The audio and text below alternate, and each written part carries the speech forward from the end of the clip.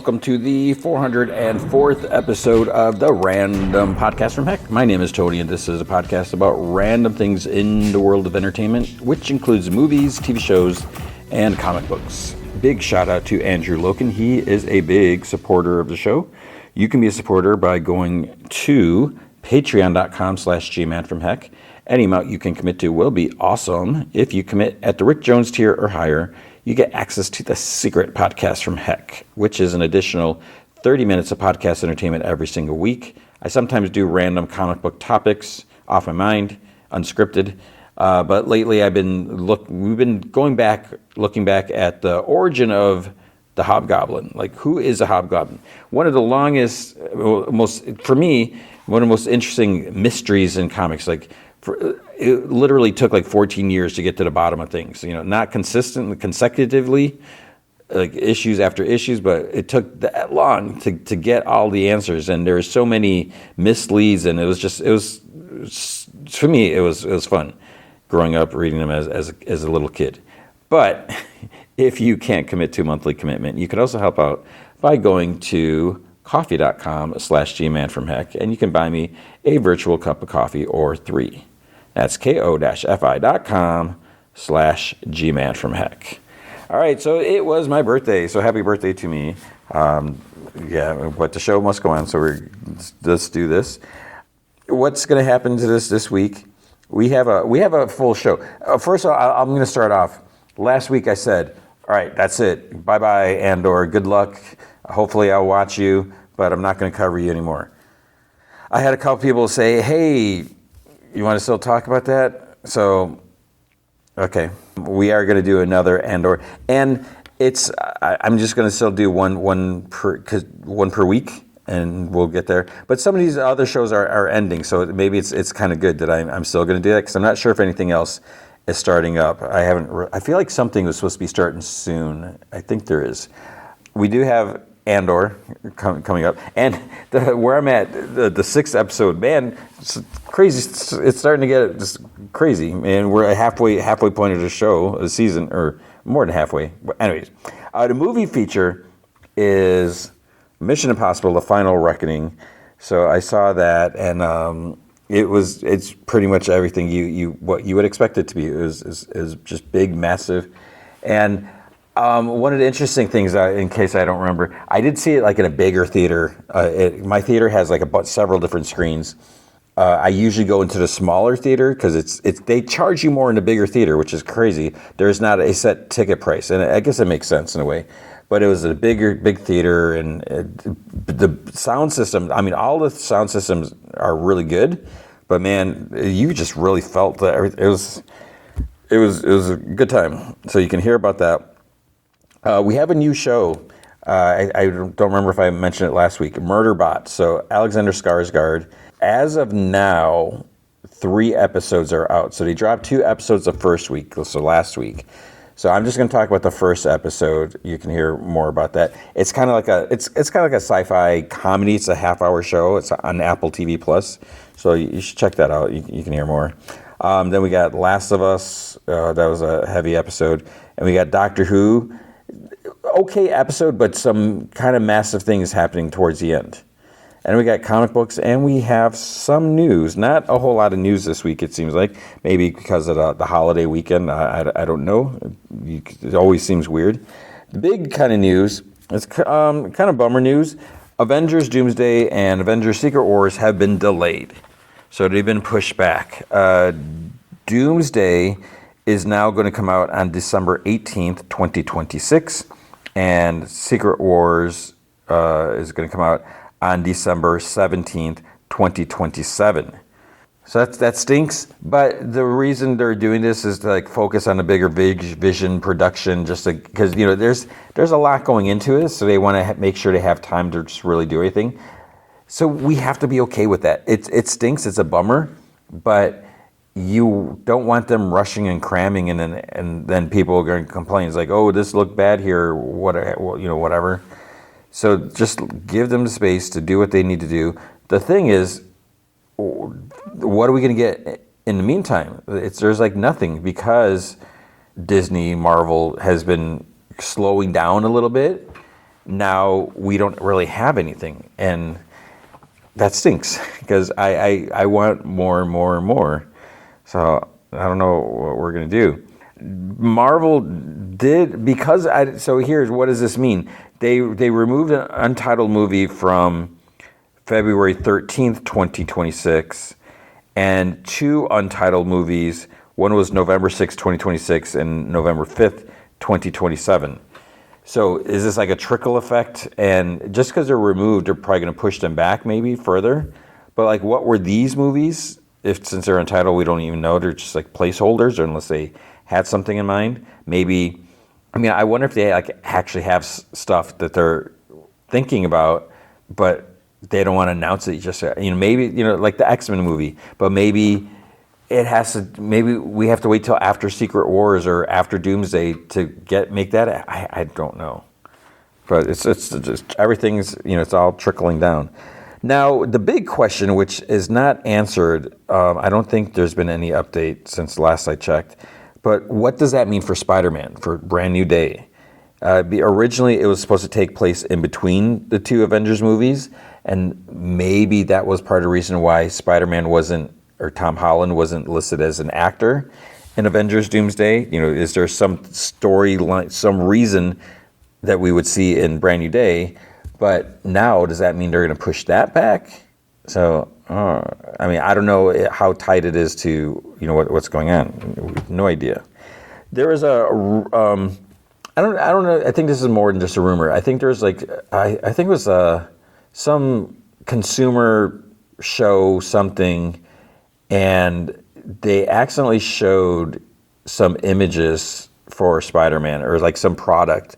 And with the product, you see some characters. So then people are like, oh, these characters must be in a movie then. And then I think there was like some posting like that, but then it was taken down. So that might add to the credibility. So the rumor, spoilers, is the villains might be Tombstone, Boomerang, and Scorpion. So that's an interesting mix there, because originally, weren't they saying it was going to be, what's his name? Is it Mr. Negative? Martin Lee? Yeah, I think it goes by Mr. Negative, right? So are they doing more like street villains, like gangs? And, then if we're going to have like Tombstone and Boomerang, maybe, I don't know. So that could be cool, because we shouldn't have like big, huge. But the only thing then is, if there's 3 villains right there, we don't have like too many villains in one movie, because then that just seems to mess things up. What about Moon Knight? So I saw his article, Moon Knight creator, on why we haven't had a second season. So wait, Moon Knight creator? They're talking about Jeremy Slater, who was the showrunner who developed season 1.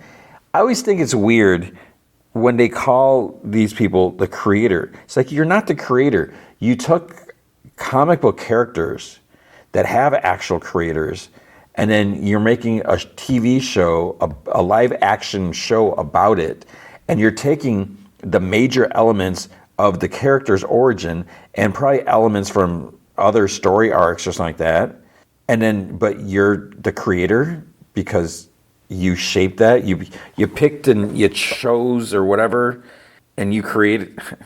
I mean, you're developing something. You're not really creating it. It's not like, oh, I'm going to make this character up. And so anyways, what am I getting at? He's saying that talk to Kevin Feige, talk to Oscar Isaac, because I guess if it was up to him, we would have had a season 2. And this is the thing: if it's an Oscar Isaac thing, then that was going to really tick me off, because while he was good in the role, maybe not completely what I wanted, and that's not necessarily on him. It can also be with the script and the creator's vision. But when I first heard that, I was like, oh, that's great. We got a actor of caliber. You got a actor with recognition. He's gonna play this character that I love, and more people are gonna recognize who he is because of Oscar Isaac. But then the other thing is like, well, is he able to commit? Or is he going to be too busy doing this movie or this show? Although, what is the last thing he was in? I don't remember really seeing. For a while, he was doing a bunch of different things. So I don't know. I want more, especially why leave it on the cliffhanger if you're not going to have no plans for anything? Yeah, it's just weird. There was a rumor. I don't want to talk about rumors, but actually there's a couple different things. This one, there's a rumor that Ghost Rider may be joining the Avengers Doomsday, but it is. And first of all, when I first saw it, I was like, it's not Nicolas Cage, because supposedly Ryan Reynolds, whatever, they reached out, whether he did or production, someone reached out to Nicolas Cage to be Ghost Rider in Daredevil and Wolverine, and he's just like, no, not interested. So they're going to bring it, supposedly, again, this is all rumor, a version of Ghost Rider with so they're going to cast a new actor. I can enjoy a good Ghost Rider comic. I enjoyed several comics over the years, but when I look at it now, I mean, what's the appeal? You got a guy who's like sort of possessed by a demon, and he has to ride his bike to capture bad guys. And I mean, and it's not like he's on a mission, like he has to collect a certain number of souls to bring in. That's just what he does. I don't even know. But it's, while those comic stories were all, there's some cool ones and all that. It's like, we had a couple movies. Do we need to see them again? It's like, what is going to be different? I don't know. Yellow Jackets, I wish I was caught up on it. I've only seen the first season.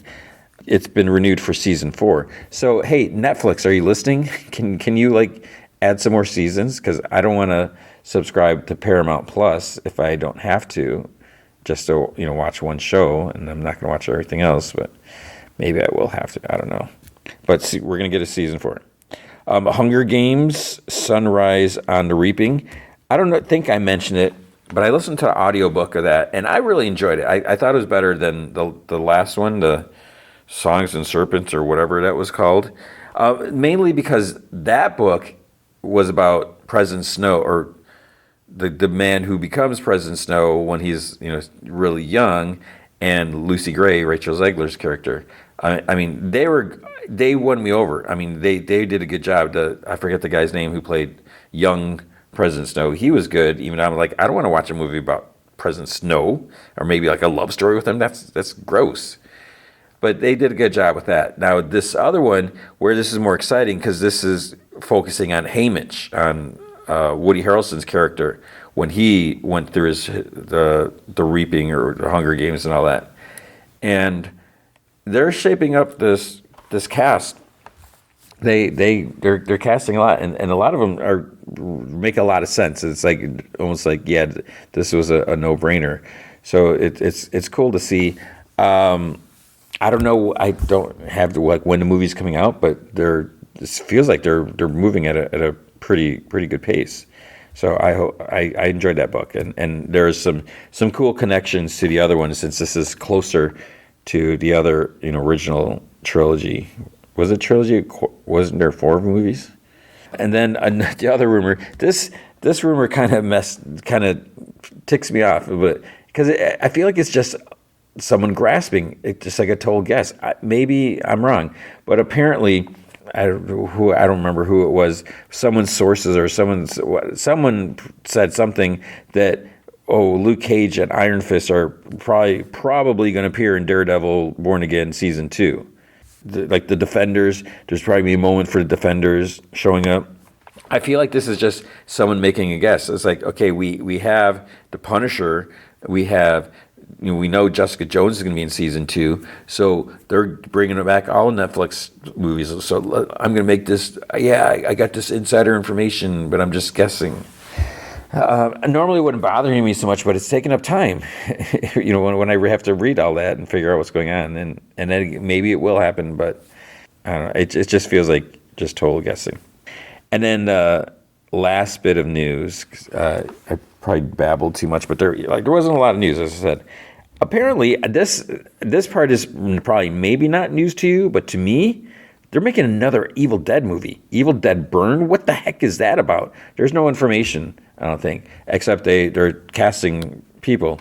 And I forgot the other people's name. I didn't recognize one, but Thandie Newton, and I think supposedly that's not how you say her name. There's something that came up recently, but she's been cast in an undisclosed role. But Evil Dead Burn, no idea what that means. The last Evil Dead, I kind of want to watch. I do. Well, I definitely want to watch it again because I only saw it in the theater, and yeah, these that movie was something. So we have another Evil Dead movie, and I'm sure it's not going to be anything to do with Ash, Bruce Campbell, but I'm excited for that. And hopefully you are excited for the rest of the show, but that is going to be the news for the week.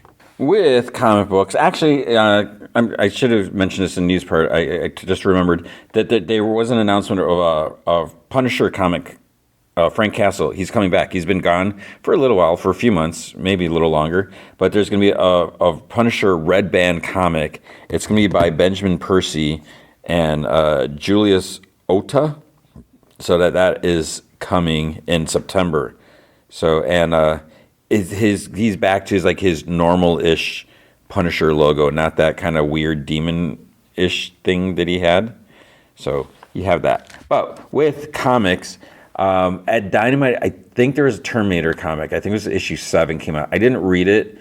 I didn't because it's like I need to get caught up, and I forget where I'm at. And my whole thing with the Terminator comic, I mean, I liked what I read before, but I felt like it's almost like it's an anthology type of thing. It feels like because the Terminator is just going after different random people or descendants of different people, and so it's just going to be like, oh, go after this person, and it's just like a convenient way to tell different Terminator stories without being like Terminator after John Connor or Sarah Connor.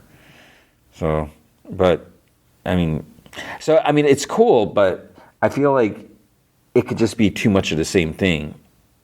If we are at issue 7, I forget, like I said, I forget where we're at. But at Image, because I don't think there's anything else I read. At Image, there wasn't a whole lot at Image. Redcoat number 12. So we have Simon Pure and this Northerner dude. What I don't know what the deal is with this Northerner. He seems like he's got like time travel, and he met Simon Pure before the present that we're at with him, because this is like the first meeting they've had. So there's some interesting things there, and when he's like, what kind of weapons are and there's like someone else that's another player that's causing some problems. So it's a cool book, and as I often say, I don't like the old timey stuff, but this is like pure old timey. But I'm digging it. So it's just some fun stuff here. At Marvel, there was the Amazing Spider-Man number 4. This has been, one, we got Hobgoblin on the cover, so that's awesome. Because, as obviously I loved Hobgoblin. But while this current story arc has been, it's been better than what we've had, it's better than the 8 Deaths of Spider-Man. I didn't care for that. But here, I'm kind of ready for this. What we had a lot is like Spider-Man drugged, like on hallucinogens, or not really hallucinogens, but he was exposed to something, and he's just trying to deal with all that. And on top of that, he got a new job, and it's because he's having to run off, and because he got drugged, it's like it's affecting how he does everything. And it's just, we got the Itsy Bitsy, the villain, and there's I just don't care so much. And Hobgoblin, well, I like him as a villain. He often comes across as, I just had the word. What's the word I'm looking for? I mean, he's not arrogant. I mean, he is arrogant, but it's like he's not. He a lot of times he comes across as kind of a doof, where he messes up, and he's he should be more formidable. Yeah, I don't know. And also what we're getting is like the flashbacks. So like Peter with like May and Ben, when shortly after his parents were disappeared. And we're seeing some, and that's weird because it's like I don't know if they've mentioned like how old Peter is, but he looks young, so I don't even think he's in middle school, maybe grade school, but he's got this friend, and making bad decisions and stuff like that. But it's like Peter's, it's like What? How is this Peter the same Peter that's like wanting wheat cakes and like flexing his arm for Uncle Ben? Because this guy, the flashback, man. Some of the memories are kind of harsh. It's like, ooh, man, that's not good. So a lot of tension going on there. There is also Daredevil Unleash Hell. So this is the Elektra Daredevil comic, and this is the last issue, and I'm kind of relieved. I love Elektra. I think she's fascinating, especially doing the Daredevil guys and all that. But this Muse and this new Muse, I didn't care for that. And then we got Elektra having to go to hell, and so her like evil Elektra. I don't know if that's her official name or that's just what she's there, and yeah. So it was just. I didn't completely love it. Doom Academy issue 4. This I'm enjoying it. Surprisingly, I don't care for this one world under Doom everything, and the fact that they're moving the school over there to Latveria is just kind of weird because Doom Emperor Doom is his word goes. But yeah, so there's some cool here. So I won't go into specific. A former student, got trapped in a enchanted book before, and so they're trying to liberate them, I guess, get them out. And then there's a Exceptional X-Men number 9, and I'm just having I can't quite place my finger. I don't know what it is. I mean, I feel like there's a couple things. I'm not enjoying this book, even though Kitty Pryde is in this book. And Emma Frost. I like Emma Frost.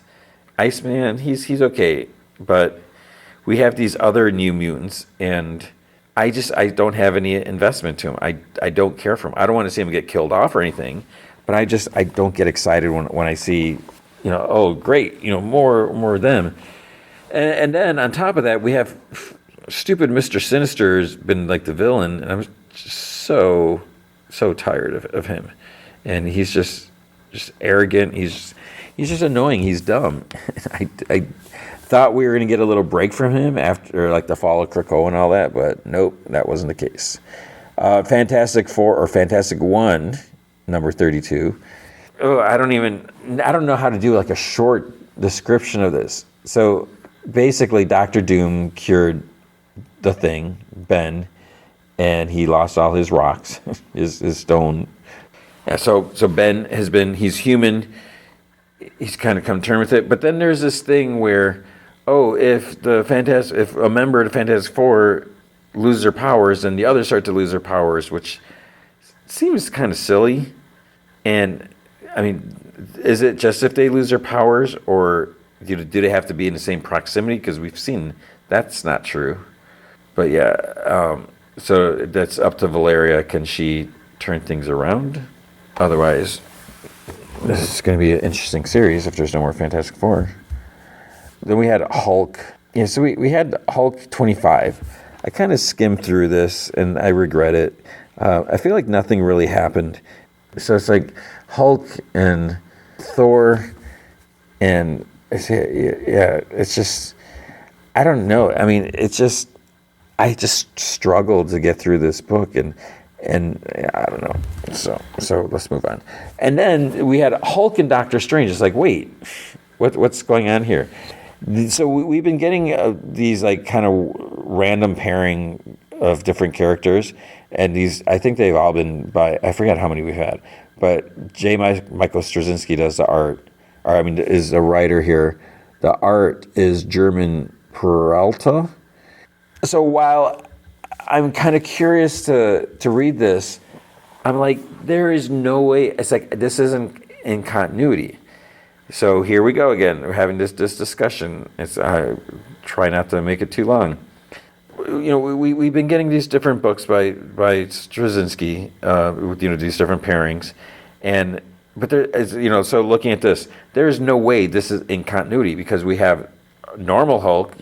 Hulk's got longer hair, and Hulk is trying to cure this girl. I keep forgetting if her name's Charlie or what it is. But the main thing is he's got like long hair, and now here, it's like, no, it's short-haired Hulk and short-haired Banner, and then he goes to visit, not really to visit, but he goes to Doctor Strange, and like Wong's there. So it's like, this is so not in continuity. It's, they could be fun stories and all that, and that's where I struggle. Like, what should we have? Because you should have entertaining stories that take the characters, push them along, establish new things.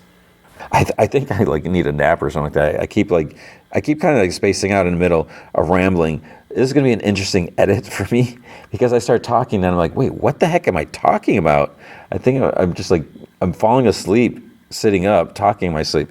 But we have these weird books. They're out of continuity. So when you read something, there should be the entertainment factor. But at the same time, when I'm looking at, like, I'm personally am crunched for time and I can't read everything. So it's not just like, oh yeah, Hulk comic, that's cool. Hulk and Doctor Strange. I'm more concerned with like, what are the repercussions from this? What's going to happen here? And then I also look at it as like, well, wait, this is out of continuity. Even if it's just a few months, I'll be like, but nothing's major is going to happen because it already happened. I don't know. Insurgent Iron Man number 8. I didn't read this. I started skimming through it, then I was like, wait, didn't this happen? I don't even know what's going on. So we have this. It's a One World Under Doom. That's all there is to say, because I don't care, or just the way it's happening here. Then we had Moon Knight number 8. So things didn't look too good for Mark Spector. The cover is like cut down to size by Carver, and there's like a big fancy blade like sticking out of him. Here, I don't want to spoil anything, but things don't go well for Mark. But then he like steps up and shows, like, kind of reminds us like what a badass he is. So Mark, he's it's a good comic. I don't want to give anything away, but man. Spider-Man and Wolverine, number 1. So when I saw this, I'm like, what? So this is Mark Guggenheim, and I'm assuming, let's see, Karari Andrews did that. So I'm like, when I saw this, I'm like, here we go, this is going to be an out-of-continuity book. Why? I don't want to read this because I don't have time for that. So I was like, well, I'm just going to skim through some pages. So we see... and it's like it's pretty current, but Peter's like, so he's been dating this woman named Shay, and she's kind of getting a little tired of him drifting off, having rush off for an emergency, whatever. As soon as the spider sense goes off, he makes up an excuse. But here, as Peter's on this date, he's on a date with Shay, and then Logan pulls up on a motorcycle. He's like, get on, we gotta go. And it's like, he's like, I'm in the middle of a date, and secret identity, and it's so that was annoying there. So there's all these files. They need to recover the files, and I don't remember if Logan specifically asked Peter to hack them, but he's not a hacker. And as he, when the moment finally comes, he's like, okay, intro to the computer science, come to me now or something. So because Peter's parents were agents, Peter, as he's looking at all this data, he happens to see Mary Parker and Richard Parker. Things are going, but Wolverine's busy fighting, the others. He's like, oh, he can handle it. It sounds like, things are going fine. Peter's like, oh, I sure I have time to just read this over, what I've no one ever talked about. And so he reads the files. Now, there's a massive revelation. One of the things is the revelation seems very similar to something that we've seen in the last decade. But the other, if they're going to hold with this is massive. I feel like there's going to be some real easy way out, and but I don't want to spoil anything. But I was just like, that is pretty crazy if they're going with that. Okay, then we had Superior Avengers number 2. Man, I did not like this book. I don't care. I don't even know who these other characters are, and I know they explained it in the first issue. I don't care who some of them are. And it wasn't interesting. And then we get Thunderbolts again. Didn't we just have Thunderbolts last week? So Thunderbolts Doom Strike. This was better, because you got Bucky, you got Natasha, Moonstone. There's some likable characters. Yeah, it's just Bucky against Val Contesta Allegra, whatever her name is, and. Yeah, because the original Thunderbolts are there, but I think they've been like brainwashed by Doctor Doom or something like that. One of the things that bothers me is that at one point, all of a sudden, it's like everyone's getting beat up. It's because we're surrounded by Doom bots. It's like, who cares? We've had characters like plow through Doom bots. But, it's cool to see, because, Steve Rogers here too, so see the interaction between them and just seeing them like step up. But after this, we're supposed to have new Thunderbolts. So I don't know. I think this is the last issue. I forget when that other one was coming. The Thing #1. I love the Thing. I don't know. Maybe not love the Thing. I really like the Thing. I think he's a cool character. But then what goes on here? So this is by Tony Fleecs. I didn't mention that. When I'm reading this, I was like, I enjoy a good Thing story.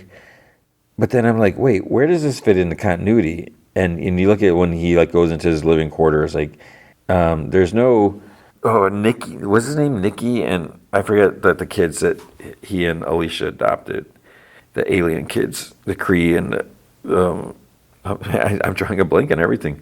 But it seems like I don't even think he's married here, because there's no Alicia, and which that's fine, but give me some heads up, because I'm pretty sure this is just not continuity, and it just seems weird. I don't know. Maybe they're like, we want to pump out these comics before Fantastic Four come down. So with the Ultimates number, what is this? Issue 12. I'm just not. I'm not loving this series. There's been some cool things that they've done, but maybe I don't know if I may have skipped some issues or missed an issue here or there. So there's this little bit of what the heck is going on, and I feel like they're sort of taking some leaps and bounds and for some series. I can't get into this. The Ultimates, Ultimate Black Panther, Ultimate X-Men. It does seem like I don't like any of the Ultimate stuff except for Ultimate Spider-Man. So it's hard to read. If Marvel was smart, they would make a crossover, have Spider-Man appear and everything. It's if you enjoy this book, you got to read these other comics, or they're not going to make sense. Which I doubt. I don't know. Then when we had, so I didn't read the issue. I kind of skimmed through, and I'm just I don't even know what's going on here. We had Vision and Scarlet Witch #1. I didn't read that. I haven't been, for some reason, I haven't been keeping up with Scarlet Witch, which maybe that's a mistake. But I've been, I don't know. I really like Scarlet Witch, but something's just a little pushing me away from it. I don't know. Then there's Weapon X-Men, and I did not read that. At DC, we had Absolute Flash #3. I really want to give this benefit of doubt, but I'm not enjoying it. And I don't know if I'm just in a funk lately, but there's a lot of stuff that I'm just I don't really, I can't get into it. But with this, we have new telling of the Flash story. The main thing that bothers me is, we have young Wally West, kid Wally West. He's living on this research base with his dad. So what's been going on here is, Wally, he got powers, and they send some people after him. The people, that's the squad that they send are it's kind of like his rogues gallery. So we got these villains, but they're going after, and the thing is, I think they're being told, bring in this son of however Wally's dad was. But by sending this squad after him, it's they all see they know his secret identity. He doesn't have a secret identity. And then it's what happened to Barry Allen? I don't believe what they're telling us. happen unless it was blatantly obvious and I missed that issue or page or something. There is a Superman Unlimited #1. So this was Dan Slott, and this is a good issue. It's a little weird for maybe I would assume it might be a little weird for longtime readers. Maybe not. There's some I think I don't remember what the synopsis said. If they're calling it like they're not necessarily rebooting. They're rebooting some things, and like just said. So that's where I don't know how I feel about it, because one of the things that they're saying is Superboy is now in continuity. Clark was Superboy in Smallville, and they changed little things here and there, and so while we have this story, we're also getting some flashbacks, which at some seemed a little redundant, but then there's the sort of new stuff, so it's like, okay, we need this because now we need to know what is a current history. But it's weird that things are just changing in the middle of nowhere because we didn't have some event that changed the timeline, but now, yeah. So I don't know. But the main thing is there was this big, basically a big hunk of Krypton, and Superman is like has to try to stop it so it doesn't. I think it was like extinction level, event. If it hits the Earth, they're all dead. So of course, he's going to do everything he can to save it. He does get some assistant, but it's like not enough, and just trying to stop all the because there's huge thing of kryptonite, and it's like it's breaking apart, and I don't want to spoil what happens here, but it's I guess you could say it's an interesting, like, okay, we're really shaking things up now. Wonder Woman #21. This is like who killed, I think, was it Ares? So Wonder Woman and Batman have been investigating this. For me, I don't care about like these gods, and yeah, so because some of them have like big attitudes and they're very arrogant, but there's some nice interaction between Bruce and Diana. But yeah, Batman Superman World's Finest. I didn't read that because I'm assuming it's more of the Grodd stuff, and yeah, I haven't really been digging that. Detective Comics 1097. So we have a new story arc, and there's some interesting. What I like about it is there's some cool interaction between Batman and Harvey Bullock, because Harvey's always I think he's had a respect for Batman, but he never really liked him, and they've been having to work more lately, and so it's kind of cool because this is also like kind of like a Harvey story. Like there's like a flashback to like when he was like on the beat, whatever, and there's this group that's been in Gotham, and what does that mean? What are their intentions and that. So there's some cool moments in here. So we'll see where that's going to go. We had New Gods #9. I don't know if I should be reading that. I haven't read any of that. I don't remember if I read the first one. Batman and Robin, Year 1. This is Mark Waid, Chris Samnee. This has just been like such a delightful comic. It's been so much fun seeing when Dick Grayson first came to live at Wayne Manor, and wanting to be Robin and not wanting to go to school, even though he has to, and so there's a lot of like it's gotten better. At first it was like, man, Dick Grayson's kind of a little brat, but he's starting to learn like the rules and everything, and that there's reasons for that. So that's been fun. Nightwing 126. This was okay. There's some basically like Commissioner Maggie Sawyer. There's some disgruntled officers, former officers, and then they want to just cause a mess. And, yeah, and they're going to target her, and they're using this old costume that they got from like evidence, and yeah, it's not super duper exciting for me. Titans 23. Actually, I was like, I should probably read this because I haven't read it for a while. I started, and it was like I was running out of time because I wanted to start recording. But as I was looking at this, I'm like, I don't even know what's going on. So it's hard for me to just get excited and jump into it, I need to give that another shot. And then that's it. Then there's also Catwoman and Zatanna, but that's all I read. So that's going to be comics for the week. All right, Doctor Who, Season 2, Episode 6, The Interstellar Song Contest. I'm a little mixed, a little torn on this episode. I thought it was okay. It was interesting. It was fine. You know, there's the entertainment aspect of it, which is what you want. We have a story that moves things along and everything, but it felt a little cheesy at times because it's basically it's like a song contest, like not necessarily like American Idol, but it's like something similar to that. But that's not like the focus of it. That's just part of it, like it's in the peripheral.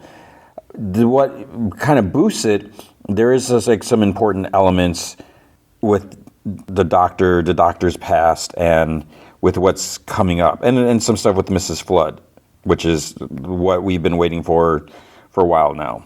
With IMDb, the ratings, this episode has a 7.6.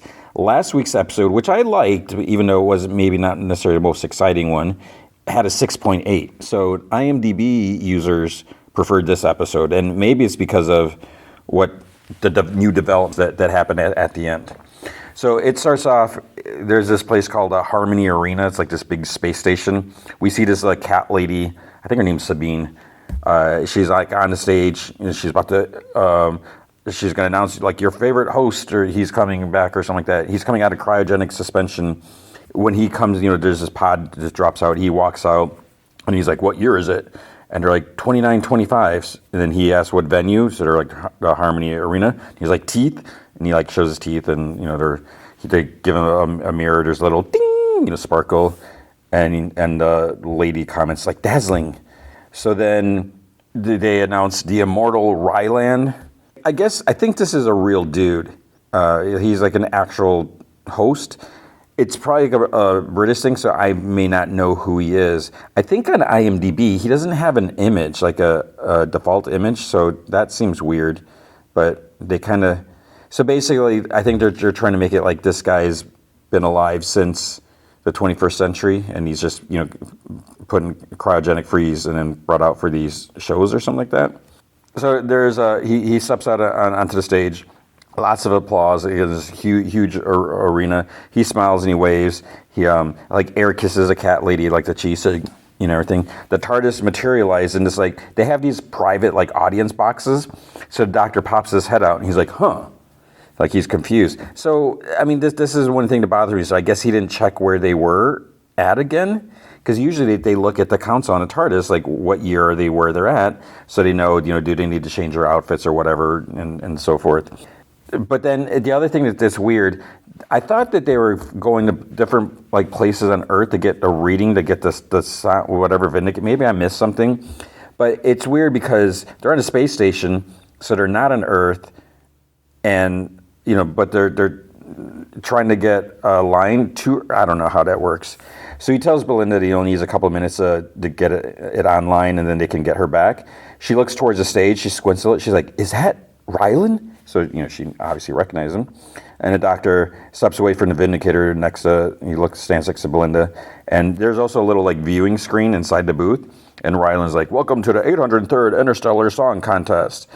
Which maybe that's a real thing too, because the doctor mentions this. And then guess what annoying Belinda says? She's like wide-eyed. She's like, oh, we're so staying.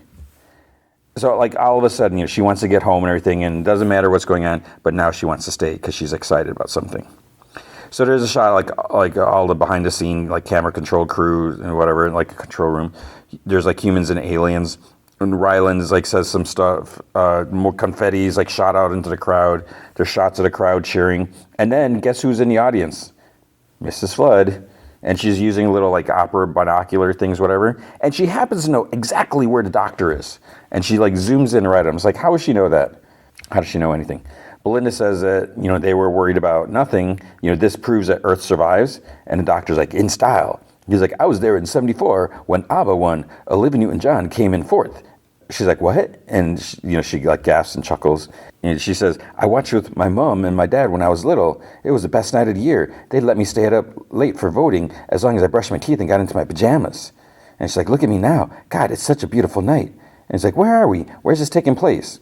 The doctor's like, that is not night. Because, you can see like above like the arena. He's like, that is space. She's like, the Harmony Arena is a space station.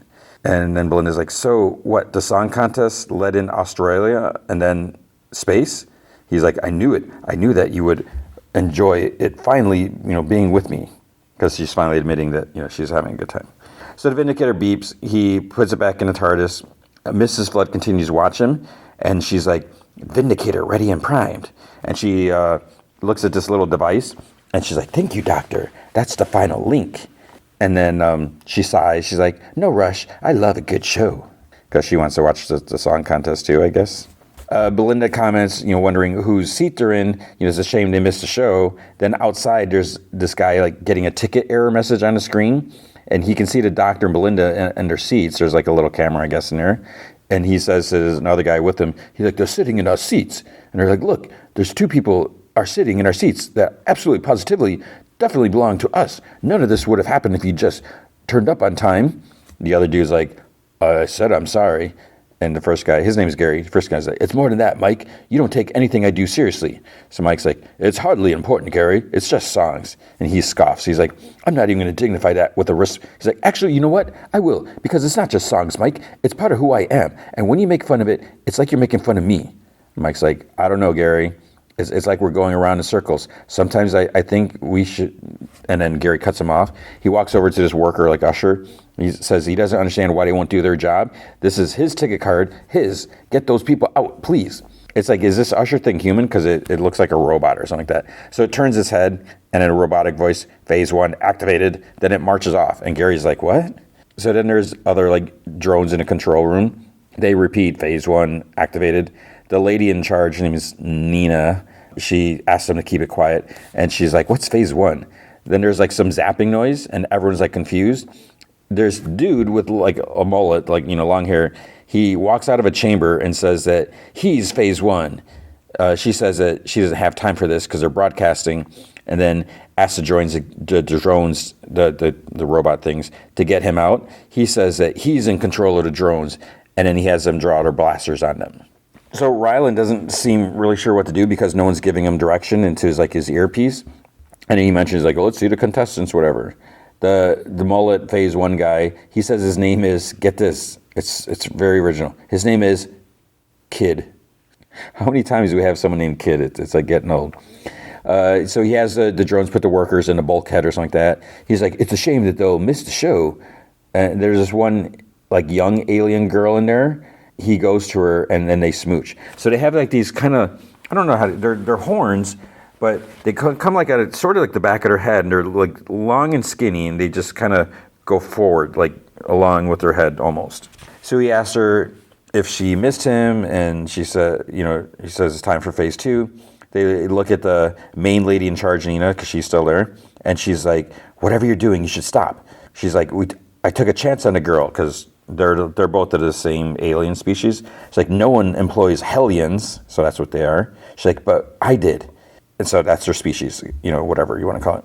The kid tells the girl, her name is Wynn, I think. He tells her to hit the backup. So Nina, the lady in charge, says that that's a dress rehearsal. The girl, she says that it's broadcasting across the galaxy and no one's going to know the difference. So then Nina's like, that's where you're wrong. Rylan wasn't there at the dress. He was still in deep freeze. And Kid says that they prepared for that. Publicity comms can say that he got food poisoning. So then Doctor gets confused because the screen in the booth shows a dress rehearsal footage with the cat lady. It's only the cat lady on the stage by herself. Yet, they're pretty far back, but I guess he can see the stage enough, from the booth.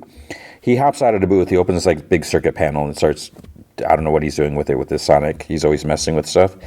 Kid forces lady to put her hand on this access panel thing so it scans her hand to unlock the controls. The girl says they have 30 seconds until everyone realizes something's wrong. Rylan's confused because no one's feeding him lines or information to his earpiece. He decides to call for Singer. Kid says that the safety protocols are off, and then Rylan calls and asks, he's like, what's going on? Kid tells Rylan his name and that he's a big fan. This is the greatest song contest in the universe, so let's raise the roof. He hits a lever, the music stops, and an alarm blares. The lights go red. Force field at the top starts to shimmer, and then Kid asks Nina if she knows what his favorite music is. Pop. I don't know if that was supposed to be funny or something, or he thought it was clever. So the audience screams. They start getting sucked up. The Doctor and the TARDIS, they get sucked up too. Belinda's moving up, but she kind of hits the roof of the booth because it's sort of like a half thing that overhangs. Other booths start to seal shut for safety, just like a ball or whatever, so that the front part just, or the top just shoomp. The Doctor tries reaching for the TARDIS, but then he goes straight up into space. Then the alarm stops, and there's gobs of people just floating above. Rylan looks at his hand, it's icing over, and he's like, not again. Belinda quietly, she's like, Doctor, because she's in the sealed booth, and she starts sobbing. So the girl in control booth wins. She says that the dress rehearsal is still broadcasting. She says that she's closed the shield to maintain integrity. Nina calls them monsters, and Kids says that that's what people have said to him his whole life. And he's like, I'm the one doing the things you expect of me, moving to phase 3. And he sniffs for some reason, and he's like, final phase. Fetch the device.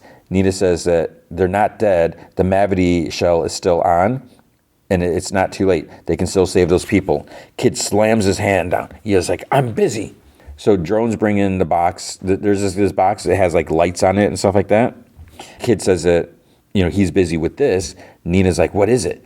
And he says it's called a delta wave because phase 3 is the absolute best. It's like, what?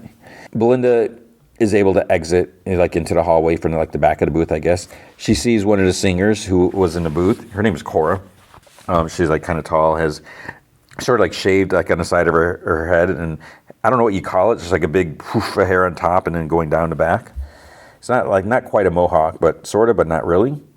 She asks her, what do we do? It's what happened? The singer, Cora, says that she has no idea. They're locked in. There's this dude, he thinks that he can trip open a door, so he's trying to hack into the system or something like that. Belinda says that her friend went up. Is there some sort of air bubble or something? Are there emergency services to call? Singer says that they can't call anyone because they're in close down. And Belinda's like, what does that mean? The singer, Cora, she's like, gambling rules. If people could transmit from here, they could hyperstream a bet to the other side of the galaxy before the results get there. So all signals are blocked and closed. Belinda's like, so no one knows? No one's doing anything? There's no police or... And the singer's like, not until the show ends. And then they see another singer is on. The dude trying to open the door, he says that it's a dress rehearsal, so they must be playing on automatic. Belinda's like, but can't we just... How do we... Oh my God, I've got no way home. So it's never mind... This is a rant against Belinda time. Never mind, all the crazy number of people that got sucked out into space, including the Doctor. It's all about her and getting home. And she's like, my mom and dad will just sit there waiting forever. And yet all the frozen or possibly dead people, what about them and their families? And she's like, I don't even know where I am. So Cora's like, you're in the Harmony sector. And she's like, where's that? Cora's like, Sector Diamond 5. But where's that? And she's like, west of Vango Sitter or something like that. But where's that? Where the hell am I? And she gasps. She's like, I'm stuck here on my own. And she doesn't. So now it's she doesn't even care the Doctor's gone. She's just sad that she's alone. But then she's like, and I'm no one. And Cora's like, hey, you're alive. You're alive. And she's like, what's your name? And she's like, Belinda. And she's like, nice name, Belinda. She's like, I'm Cora. She's like, hi, Cora. Sorry, I'm just my friend. God, he was so wonderful. Okay, so guess maybe she is capable of a little caring. She's like, I never got to tell him because she was always being selfish and rude and everything like that. The dude at the door, he's like, that's weird. I'm tapping into the computer core, but it's being overwritten. It's like there's something new, like the software is rewriting everything. But what for? So Kid's pressing buttons on top of the box, and he's syncing software and calibrating. Nina whispers wind. She's like, you can still help those people. She's like, I saw you saved that contestant. And Wynn hisses, don't say a word. And Nina says that that was the girl from Tryon. She's like, what's so special? And she's like, shut it. She's like, we're doing this for Helia. Those people can't be saved. So we see the Doctor's body is like floating in space, and he's a little frosty and everything like that. The dome seems to close, and then there's a voice like, go back, and there's some images flash, and you're like, grandfather, go back, and it's like, wait, grandfather? Who is the Doctor's granddaughter? Susan, which I've been like, what the heck happened to Susan? Where is she? What is she? What? And they've mentioned her once in the Beatles episode at least. So he hears his voice, or a voice plays, whatever, and his eyes open, huge gasp. And then the ice kind of comes off him. And so I'm assuming it's Susan. And she's like, come find me. And she's wearing white, it's kind of older lady, maybe like, I'm horrible with ages, 60s, I don't know, 60s, 70s, 60s. And there's kind of like a white background, almost looks like old school TARDIS, but you can't really get a look at whatever. So she's like, come find me. From down below, Gary looks up. He's like, is someone moving? And he manages to grab a Doctor. He managed to grab like this double tank canister thing, and Gary gasps. He's like, he's not seriously going to use a confetti cannon to fly through space. And then whoosh, he shoots off. Woo! And Gary and Mike, they run to the airlock to try to open the door for him. Then the Doctor stumbles through. So the Doctor made it back. And he turns around, he like points at them, and he falls back and faints. So Mike tells Gary to grab the medical kit from the wall, break the seal and bring it to him. So he talks to the unconscious Doctor. He's like, my name is Michael Gabblestone. He's like, I'm a nurse. He runs this like little scanner. It has like a little like tablet thing over his body, and it scans everything inside, like X-ray or whatever. He's like, wow, oh, you're amazing. 2 hearts, you show off. A respiratory bypass system, very clever. Oh, you're an amazing little creature. You're going to be okay. Now hold on. And Gary's like, I've never seen you work before. And Mike's like, good, because that would mean you're very ill. Now, this might hurt. Whoosh, he jabs, like, I'm assuming it's like an adrenaline thing into his chest. But he does it in the middle. He knows he's got 2 hearts, but I don't know how it works. The Doctor screams, gasps, and he's like, oh. And Mike's like, better? And the Doctor's like, did I just fly through space on a confetti cannon? And Mike's like, yeah. And he's like, camp. And I'm like, what? Camp? What the heck does camp mean? C-A-M-P? What are you talking about? You're going to go camping now? No, camp apparently is some new phrase, new terminology, and some of you listening, you're probably like, yeah, no kidding what camp is. No, what are we talking, Gen Z? I don't even know. New lingo, and it's supposed to mean like, what was that? I looked it up. It's supposed to be something like, out of order. You get it. It's like something really cool, over the top or something like that. But the thing is, I don't know if when use lingo like this, it's not necessarily going to. I complained about this like in the Miles Morales comics where something happened. He's like, bet, B-E-T. And it's like, okay, that sounds ridiculous when someone just says bet. And like, I may mention this, like some of my students did it briefly. I was like, okay, and to myself, if any students are listening, you're probably not listening. I was like, you sound like an idiot. You try to say, it's just because someone online, TikTok or whoever, they're like, this is a new lingo. Who starts using it? It's like, if I'm going to say pencil, and that means that you got a lot on your mind to say or something like that. Like, what do you think about this? Pencil. And then people catch, I don't know. So he says camp.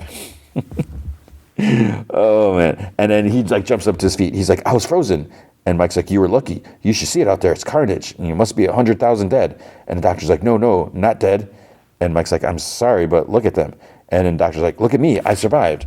And Mike's like, you were lucky, mate. He's like, I was clever, Mike. Did you say Mike? And your name? And the other guy's like, Gary. He's like, I was clever, Mike and Gary, because Mavity is holding them, but I triplicated the Mavity field. All those people are still alive. It's like, how did he do that? I don't understand. Maybe, I don't know. So I guess it's because he did something to the circuits outside the booth before the events happened. But that seems more lucky than clever. I don't know. Mike says that, they're freezing out there, like suspended animation. The Doctor thinks about Belinda. He says, she's still out there frozen. And the TARDIS is gone, and he groans. He's like, what do I do? What do I do? What do I do? So they're like, that's 100,000 people frozen in space. To reach them and catch them and to revive every single one of them, you'd need some sort of insane genius. And then he's like, hello, I'm the doctor, and chuckles. It's like, ugh. In the control booth, kids says, starting to upload, we should be able to broadcast during song 14. And then Nina's like, Cora St. Bavier. So that's the singer with Belinda. It's like, best voice, best act, best song. Our dearly departed Cora St. Bavier is going to blow their minds. The doctor opens a circuit panel and he has the sonic out. He tries thinking about what would be the best move. Then he's surprised when like new software shows up itself. It says it's Hellion script. He's like, what? Who are the Hellions? So Mike tells him, because his family used to vacation there, it was gorgeous, but it's all ruined now. Gary says that the Hellions did it to themselves. And the doctor's like, I wonder what they're uploading. He touches the screen and there's like a ripple, like in reality or something. There's this loud noise. The doctor covers his ears, falls to his knees, curls up on the floor, still covering his ears. Mike and Gary, they're in pain too. Then the doctor sees the sonic, so he grabs for it. He hits it, and then the panel like shorts and sparks, and then the noise stopped. So Mike and Gary, they like hug and they say that they love each other. And then the doctor's like, time and a place, boys. He's like, that was a primitive delta wave aimed at the temporal lobe of the brain. How many people are watching the song contest? And they're like, 3 trillion. Because the doctor's like, if they route that signal through the station and transmit, it will kill every single person watching. They're going to kill them all. And the kid looks at this display. It's 70% uploaded. The door guy with Belinda and Cora says circuits said that the Hellions did this. And Belinda's like, what are the Hellions? The dude's like, weird lot. They say they practice cannibalism and witchcraft. They've got these horns. People say it gives them psychic powers. And Cora's like, yeah, people say that a lot. And they like look at her, and she's like, about species they don't understand. So then it's like, wait, is she a Hellion? You know, she's got big hair. Could that be hiding horns? She's not hiding horns. The doctor says that he's going to fight the signal. He's going to need a caustic hyperlink.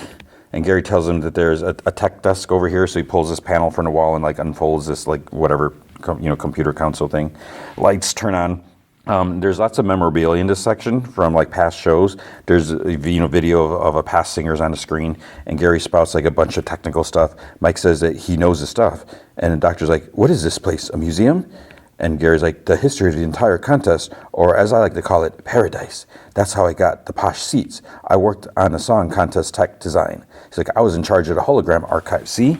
He hits a button, and hologram Graham Norton appears. So I don't know about you. Hopefully you know who Graham Norton is. Graham Norton is hilarious. It's like he is the only talk show I really watch right now.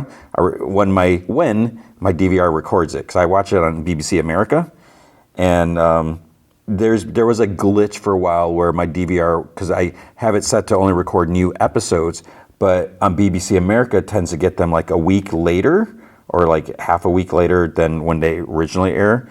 So they weren't being listed as new episodes, so they weren't recording, and I'm just like, ah. But then I think they're recording now, so I think they're in the off season now, because I haven't watched any episodes in like a month or so.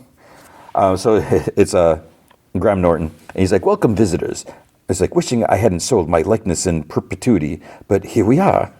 And the doctor's like, no way. It's like, ha. It's like, I met him at Brighton Pride. What a weekend. Which is like, when did the doctor meet him? It's like, he's been the doctor for like 2 weeks, maybe a little longer. So he's like, I'm Graham Norton, long since dead. Aw, sad-faced. But it's better when he says it. So he goes on about the song contest starting on Earth, and now it spans the entire universe. The doctor just stands there, and Mike's like, are you okay? And the doctor's like, Belinda would have loved this. So then they're like, is that your friend? And the doctor's like, I'm her protector, and I swore that I'd get her home, but I keep thinking. And then there's a flash of the older woman again. He's like, no. But there's a longer flash this time. So again, I think it was this point where it's like, is she in the TARDIS, a TARDIS? Because, it's like a white background. And he's like, stop. And he like sniffs. He's like, good. And then he says like 4 more times. And he's like, have you found a hyperlink? So the doctor goes up to the terminal, and he like flinches back. The other guy like flinches back too, and kid's stupid face appears on the screen. Someone's interfering with my systems. And like Cora, she comes to get a closer look, And he's like, I recommend you stop that right now, sweetheart. And the doctor, so they can all see this on all the screens, I guess. The doctor's like, who are you? And Belinda can hear the doctor's voice. She gets excited. She's like, it's a doctor. Can we see him? The kid's like, tonight, Rylan, I will be representing revenge against a corporation. So the screen is now split two ways, and Belinda can see the doctor and Mike and Gary. So the kid's like, my name is Kid. And Belinda's like, he's alive. And she laughs. Kid says to the doctor, he's like, who do you represent? And then with a smug look, he's like, the Doctor, the last of the Time Lords. And Kid's like, good name for a band. The doctor gets close to the screen. He's like, you did all of this, and now you're threatening 3 trillion people? Except I am here telling you no. Kid's like, if you come anywhere near the gallery, I'll purge the airlocks and clear the whole station. And doctor's like, and do you know what I'll do? I will survive, and I will find you, and you can run and hide and whimper all you like, but I will find you, because you have put ice in my heart, darling. You put it there, so I will cast your body out into the void, and I will stand and watch you freeze to death. And Belinda, she kind of shakes her head. She's like, that's not him. And Wynn can be seen, she tells Kid that the delta wave's at 95%. He needs to put in he has to input the final calibration, and Cora whispers no, and Belinda looks at her confused, and Cora turns away. So what's up with Cora? The Kid's like, thank you for your empty threats. This conversation is over. And he tells the drone guards that he turns off the screen, I think, or whatever. He tells them that he's in the museum, find and execute. So then nosy Belinda goes up to Cora, and she's like, do you know them? And Cora's like, she's called Wynn, he's called Kid. And Belinda's like, as in baby goat? Cora's like, as in his mother was shot before anyone asked her his name. Then the other dude's like, how do you know so much about the Hellions, Cora? And then she's like, because I'm one of them. Called it, right? She pulls the back of her hair, and we can see 2 sawed off horns. So see, I said she didn't have horns under her hair because they're cut off. So she turns and shows him, and she's like, so I guess she knew this guy. And she's like, I couldn't tell you, we're not allowed to sing. We're treated like scum right across the galaxy.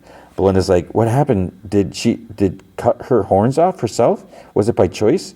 So she's like, by force. Helio was the most harmless world in the sky. Then the corporation bought the entire planet, including its population, for one reason only, to harvest their hell poppy. And Belinda's like, is that drugs? And Cora's like, no, it's for that. There's this ad for poppy honey on the wall. And Belinda's like, wait, your planet was invaded for honey? Cora's like, my planet was invaded for honey flavoring. They took all the seeds and burnt the fields so we can never grow it back. Belinda's like, so Kid blames a corporation and the corporation sponsors a contest? Cora's like, he's out to get revenge. That includes every single viewer.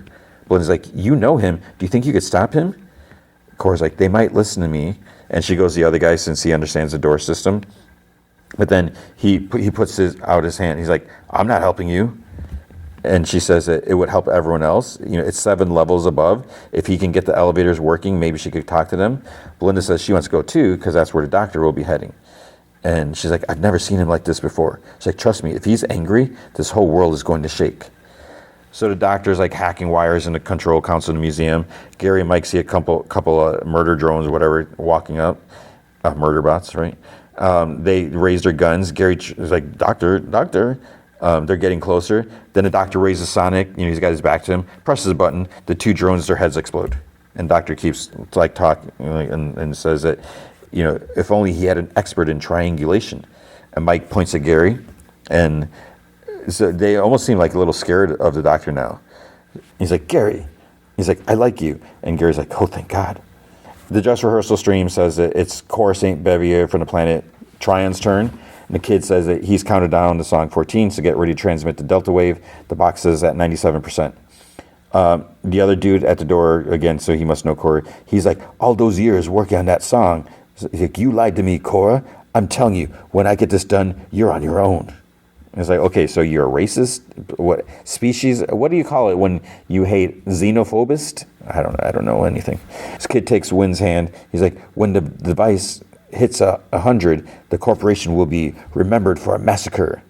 But it's like, dude, you're about to massacre 3 trillion people. But I guess that makes it okay. because you're getting revenge. Nina says the slaughter is like off the scale. She tries begging him to think of all those people at home. And he yells, he's like, did they ever think about us? No, they did not. So Delta Wave's at 99%. And then the doctor's like, when I tell you to stop, deep breath, you really should stop, babes. So the doctors arrive, obviously. And the kid's like, or what? And the doctor's like, or you'll regret it because I have met so many versions of you, kid, and revenge is just an excuse because your cold, filthy heart just likes to kill. And he's like, well, doctor, if you insist. He pulls out a little blaster, he shoots, it goes right through the doctor. He's a hologram. And he's like, what? And he stares at the area, then, hiya. The doctor's now sitting in a chair, his feet on the console behind him, and the box, the Delta Wave box thing is in his hand. He's working at it with the sonic. Kid whips around and aims a blaster at him. He's like, don't move. And the doctor's like, what, in case I do this? He tosses the box up, hits the sonic, it explodes. And then kid's like, big mistake. The doctor hits the sonic again. This is like the magic sonic. I do not understand how it's supposed to work. It used to be the sonic screwdriver could unlock doors. Now it does whatever. It's like some telepathic device because he hits it again. Kid's blaster like kind of pops, blows up in his hand, but not like a huge explosion or whatever. He just has to like drop it. So the doctor's like, see, the thing about holograms is they're kind of soft and they fizz and they crackle and they're kind of no use unless you're me and you convert them into hard light. So he puts a control glove on, in which case a hologram can hurt. So he clenches his fist, and a hologram of himself appears next to the kid. It's weird because he has his hands on his shoulder, but I don't understand how. Is he squeezed? Because it doesn't look like he's squeezing. He's doing something causing kid pain. Then he opens, the doctor opens his fist, and the hologram, and the pain stops.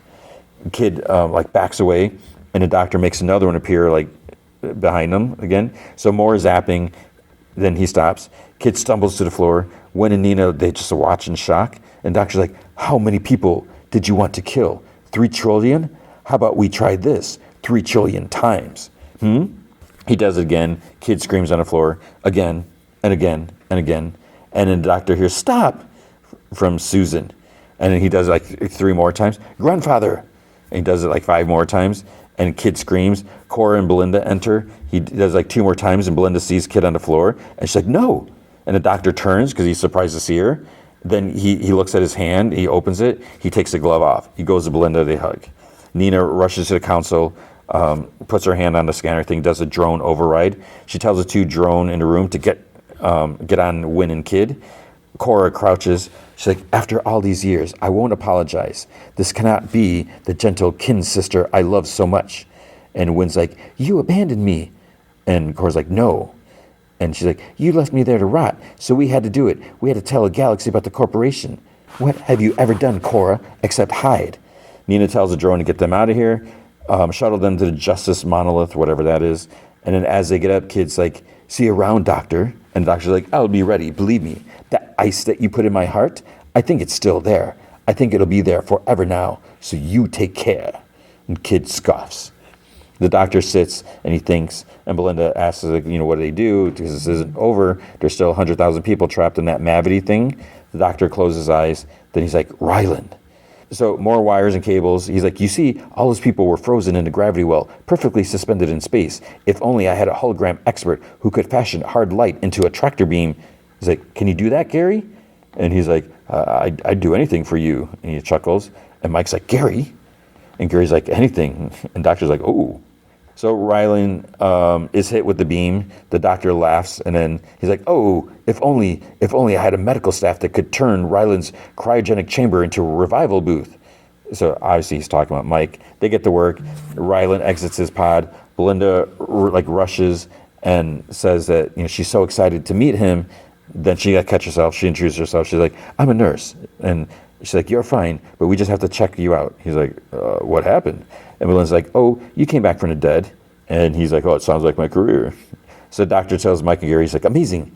He's like, now, can you do that 100,000 times? And they're like, yeah. So people are being brought back. I don't understand how it works. I don't know if they're teleported in somehow to the pod and then revived somehow. So eventually the arena is filled again.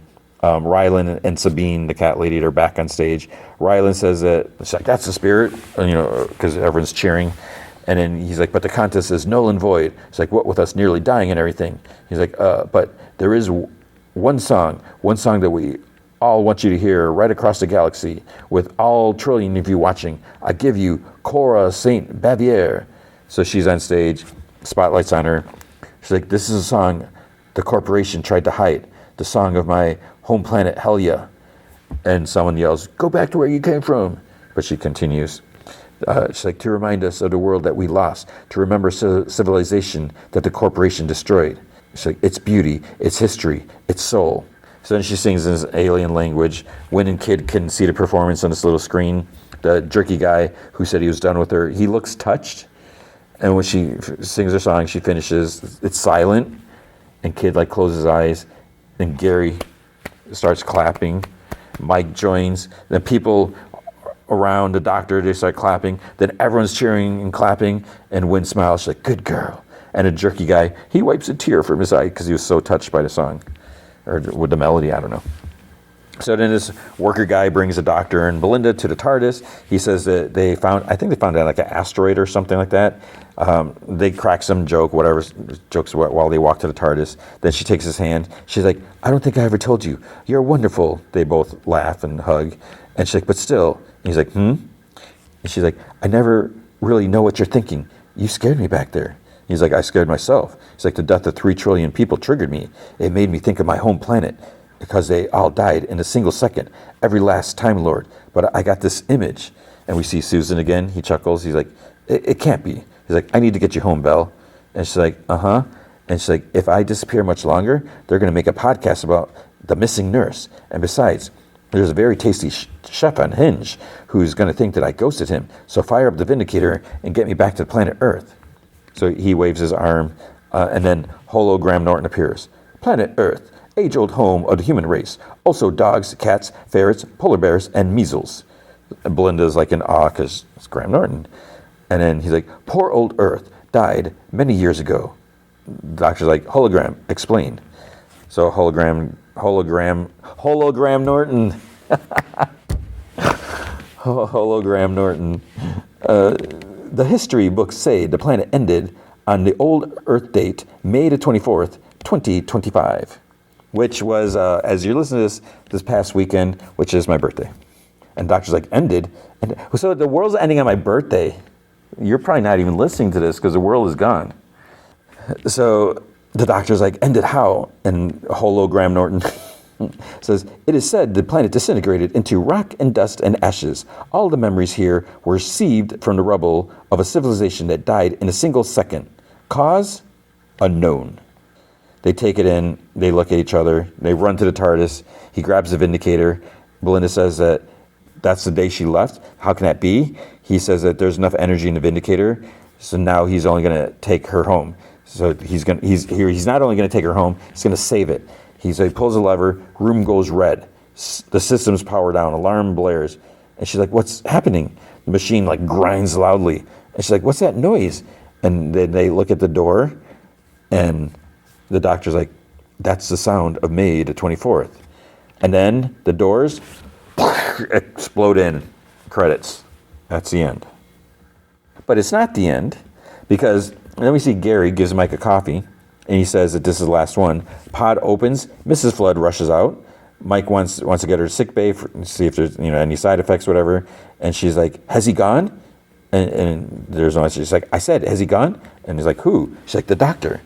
Gary asks her, how do you know the doctor? Because he says that they looked for him and he just disappeared.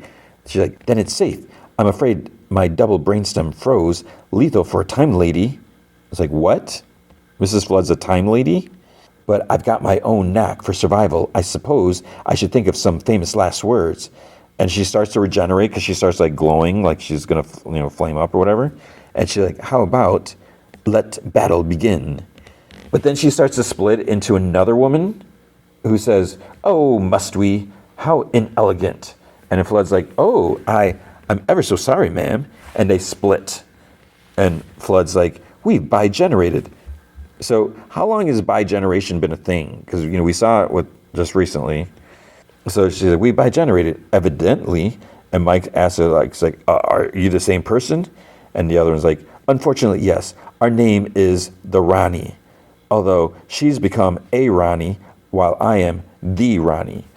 The definite article, so to speak. Now, have you got the Vindicator readings?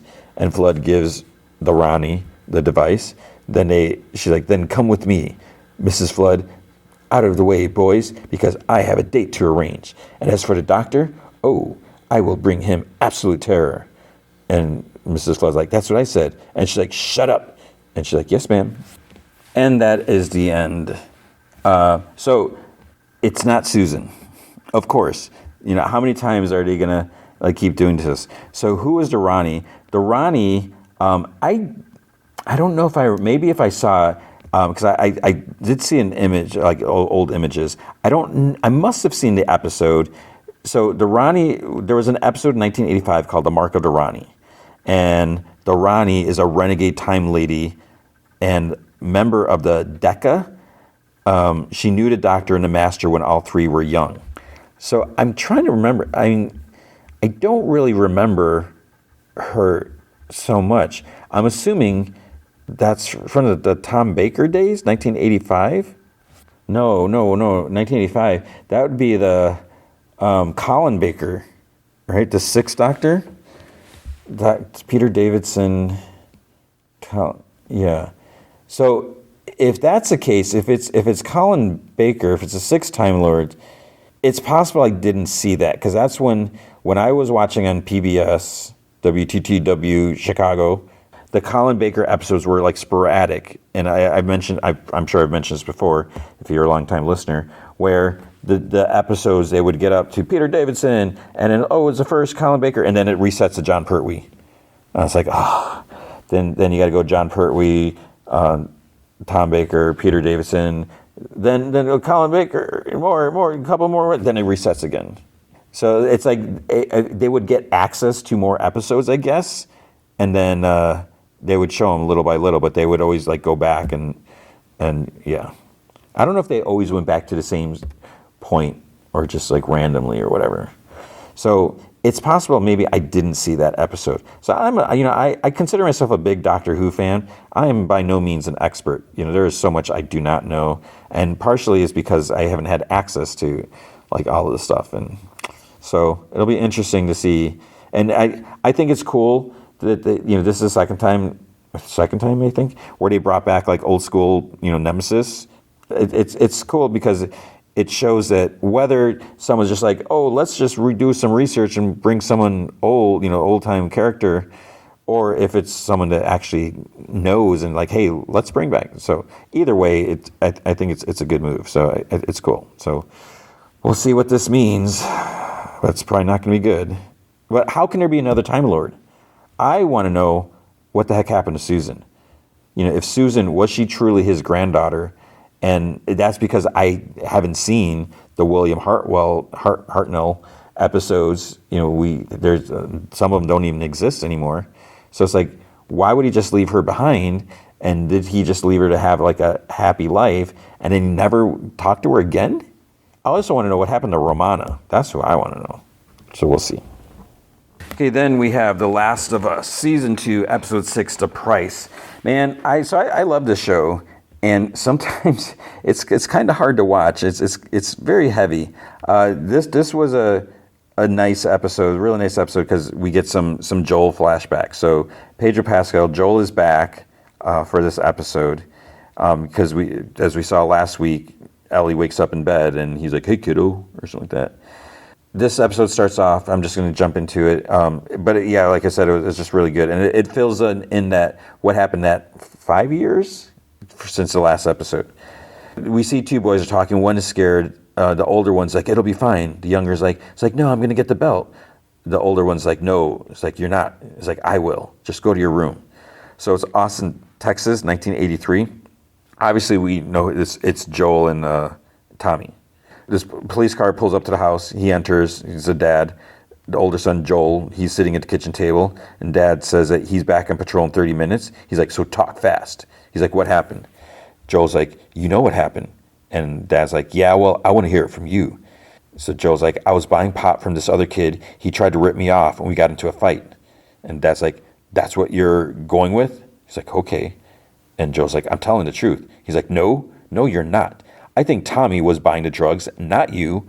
I think you happened to walk by, saw what was going on, and started punching.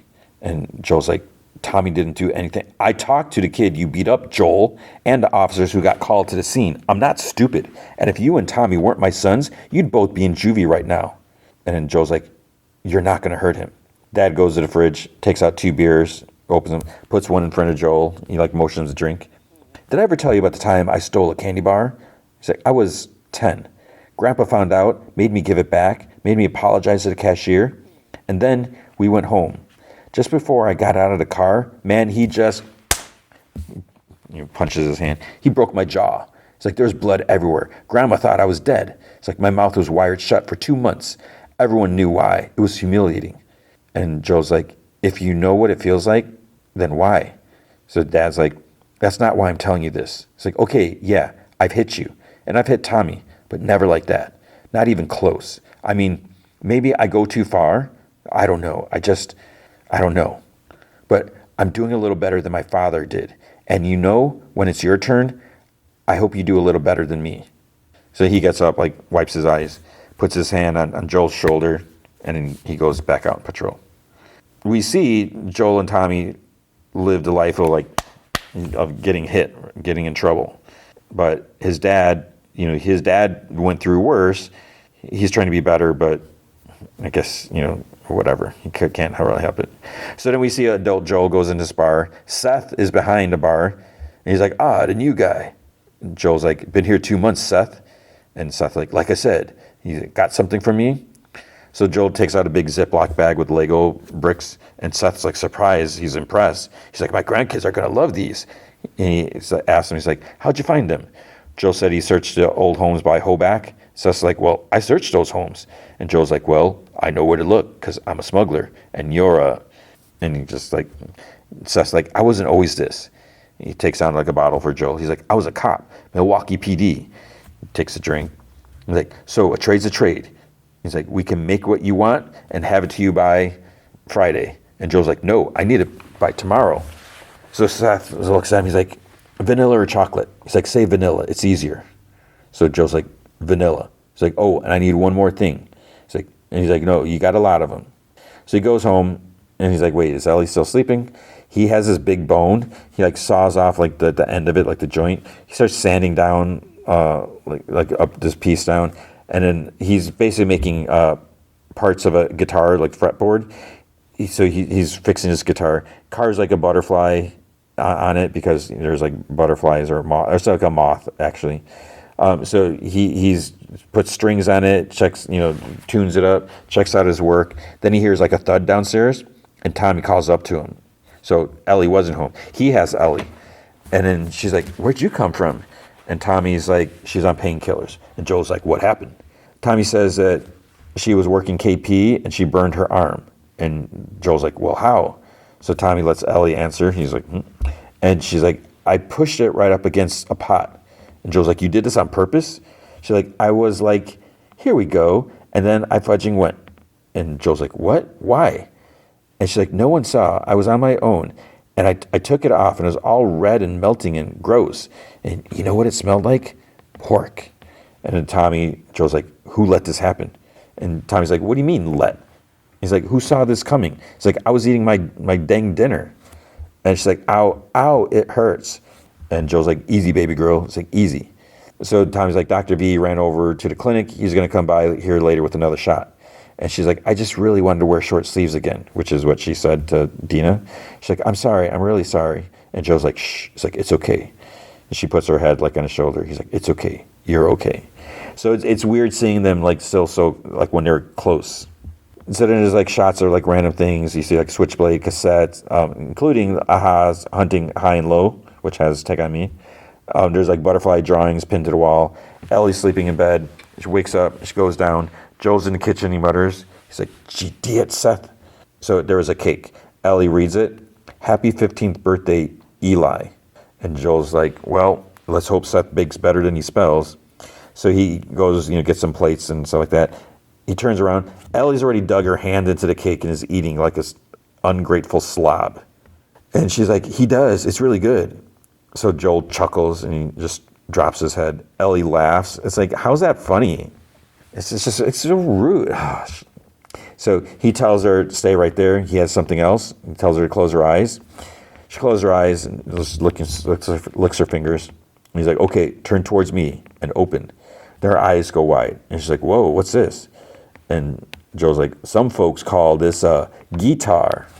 He's like, I borrowed one of your drawings for inspiration. Took a bit of restoring, real bone saddle here, lacquered the whole body, and used a Dremel to carve that's a rotary drill, or it could be a saw, depending on the tip, but it's a pretty versatile tool. Anyways, I had promised I would teach you. He extends it out. She reaches, but realizes her hands are full of cake. And he's like, well, if you want a lesson later. And she's like, let me hear something. And Joel's like, what do you mean? Play it? And she's like, and sing. He's like, no. He's like, I don't sing. And she's like, it's my fudging birthday, man. So it's like, let's see what you got. She sits, he contemplates, then he sits, he starts strumming. And if I ever were to lose you, I'd surely lose myself. Everything that I have found dear, I've not found by myself. Try, and sometimes you'll succeed. Make this man of me. All my stolen missing parts, I've no need for anymore. I believe, because I can see our future days of you and me. And she's like, well, that didn't suck. I'm not even going to try to sing it. So it's the Pearl Jam song. So he hands her the guitar, and he's like, I understand your arm. I understand. He's like, happy birthday, kiddo. And she smiles back. Then 1 year later, so they're on a hike. She's trying to guess what he got her. At one point, she asks if it's a litter of kittens. And he's like, litter? So she's surprised it's actually litter. She's like, really? So there's little things like that. It's funny because, the world's all messed up. So they're like going through a stream. Then they're going down a path in the woods. Joel says that he found it on patrol. And so Allie starts talking. She wants to go on patrol. But Joel tells her to enjoy being a kid. She's been 16 for 4 hours. And he's not sending her out until she's trained. So she's going to need something called patience. And she says, Jesse said that he'd train her if Joel let him. He's like, is there something going on between you? And she's like, excuse me? He's like, you spend a lot of time together. And she laughs because she doesn't like dudes. And Joel's like, is it funny? He's like, I see the way you look at him. I got a keen eye for these sort of things. And she's like, I don't think you do. He's like, all right, none of my business. But has anyone talked to you about the birds and the bees? And this is, again, where Ellie is just annoying. She's like, you mean dicks and vaginas? He's like, Jesus. So I just find it so annoying. It's supposed to be funny or charming, how she has no filter, no social skills, no consideration for others. She doesn't care if she makes them feel awkward or anything like that. And she thinks she's being so clever, yet she doesn't know what a litter of kitten is. Lotter. And she's like, I tell you what, I promise I won't get pregnant if you let me train for patrols. Deal? He's like, I'll see what I can do. And she's like, okay, how much longer, man? And he's like, we're here. So he motions her to go ahead. Then they go through a little clearing. There's a giant T-Rex covered in growth and stuff like that. She's excited. She climbs it. And he's like, hey, careful and everything. She climbs up to the head. Doesn't worry about if it's decaying or anything. How long has it been there? She just climbs right up. She could fall and break her leg or whatever. And then she sees something. There's a museum. She yells at Joel, and he's like, I know. And he's like, if you don't fall off the GD T-Rex, I'll take you there. So they get there, and she's like, how long has he known about this place? And he says, a while. And he was saving it for a special day. He's like, you see, patience. And she kind of goes wide-eyed when she sees a model hanging at a solar system. She turns a big metal crank wheel, and it moves a little bit. And she's like, it works. And Joel's like, someone must have greased it. So of course he did. She smiles. She turns it some more. And she's like, can you imagine being up there? And Joel's like, would you like to? In space? She takes her to this other section. There's this old rocket in this circular room. He says that it's the one that went up and came back, Apollo 15, 1971. She looks in the window. He's like, well, open it. So she opens, she climbs in. He's like, whoa. It's like, if you're going to go up in space, you're going to need a helmet.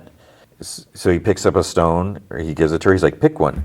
Because like all around the room, there's like glass cases. So she looks at like the helmets and the suits or whatever. She smashes one, puts on the helmet. And Joel's like, how's it smell in there? And she's like space and dust. He's like, well, good. Then you're ready. So she climbs in. He joins her, closes the hatch. She's like playing with the buttons and switches, whatever. And then she's like, they sat right here. And Joe's like, happy birthday, kiddo. Then he hands her a cassette. And she's like, what's this? He's like, this is something that took mighty effort to find. He's like, play it. So she puts it in her Walkman. And then he's like, close your eyes. It'll be worth it. So you're 30 seconds and counting. Astronauts report it feels good. T minus 25 seconds. 20 seconds and counting. 19, 18, 17, so it goes on. Ignition sequence. And then she feels vibrations and lights, the seats shaking. She's imagining all this, like hearing the sounds, and she's got a big smile on her face. Then after a bit, she like kind of turns her head, her eyes are still closed, and Joe's like, I do okay? And she's like, are you kidding me? So then they walk back, and he's like, this is nice. He's like, we should do this more. And she's like, yeah, in. Then she stops, and Joe's like, you okay? And she's like, yeah. So not fully clear what this was about. Maybe we'll find out later. I think we know. So then it's 1 year later. So what, she's 17 now? Joel walks in the house with a cake. It's chocolates this time. Her name's spelled correctly. So he goes upstairs quietly with it, but then he hears voices. He hears, stop. And he like pounds on the door, and he opens it, and you hear, Joel, what the fudge? There's a girl like kind of like buttoning up her shirt or something like that. And Joel's like, exactly, what the fudge? He's like, get out of here. And Ellie's like, no, wait. He's like, what are you even doing here? You're supposed to be on patrol. He's like, I came home early to surprise you for your birthday. And she's like, oh yeah. And to the other girl, he's like, 17, by the way. And she's like, well, I'm 19. So he just like glares at her. And she's like, I'm going to go. And then she like unplugs something. And he's like, what the fudge is that? So it's a tattoo gun. And he looks at Ellie's arm. And the other girl, the 19-year-old, she's like, it's not done yet. It's supposed to. He's like, leave. So she's like gone. He's like, so all the teenage poop all at once, huh? Drugs, because there's like a joint ashtray he puts out, and tattoos and sex, experimenting with girls. And Ellie's like, it wasn't sex, and it wasn't a fudging experiment. And Joel's like, you don't know what you're saying. He's like, we'll discuss this later when you're yourself. He like walks out, slams the door. So then it's like raining. Ellie like looks in the garage. Joel's lying in bed awake. Then he hears something. He checks out in the hall. Ellie's mattress is like in the door, and she says she's moving into the garage. He's like, the hell you are, Ellie? Let it. He's like, let go. He's like, it's the middle of the night. It's pissing rain out there. Now get this back on the bed. It's like, there's no heat or running water in the garage. You can't stay there. And she's like, okay, fine. He's like, okay, you want to have this conversation? Fine. You may not like the rules, but this is my house. And she's like, no, it isn't. You don't own it. They gave it to you. Sorry, to us. You don't own anything. And that kind of like hits Joel. Like, and she's like, look, I'm sorry I got a tattoo and smoked weed and fooled around with a girl, except I'm not. Joel's like, maybe it's a good thing for you to have your own space. He's like, just give me a few days and let me fix things up a little out there. And she's like, okay. He's like, come on. So they lift the mattress, they put it back. And she's like, thanks. Then he's like, sure, can I see? He's like, did it hurt? She's like, yeah, but kind of good. He's like, it's actually not bad. Better than the one I made on your guitar. He's like, anyways, I never did ask. He's like, what is it with the moths? And she's like, nothing, just, I just read about them in a book on dreams and stuff. And she's like, it's kind of symbolic. He's like, oh, right, yeah, like change and growing and such. And she's like, it's late. He's like, yeah, well, good night. She's like, night. So then he stands out in the hallway for a moment, just taking what happened. Next day, he sees Gail at a restaurant, like reading. So he like sits at her table, her little whatever thing, booth table. He's like, they study. He's like, you study dreams and stuff, right? And then she's like, is there a doctor's is in sign on me, like Lucy from Fudge and Peanuts? And then she's like, yeah, some doctors study dreams, the dumb ones, mostly. He like rolls his eyes. He's like, so a moth, that probably means change and growth? And she's like, no, that would be a butterfly. So Joe's like, oh, so what's a moth? And she's like, death, if you believe in that poop. And she tries to go back to her book, but Joel's still sitting there.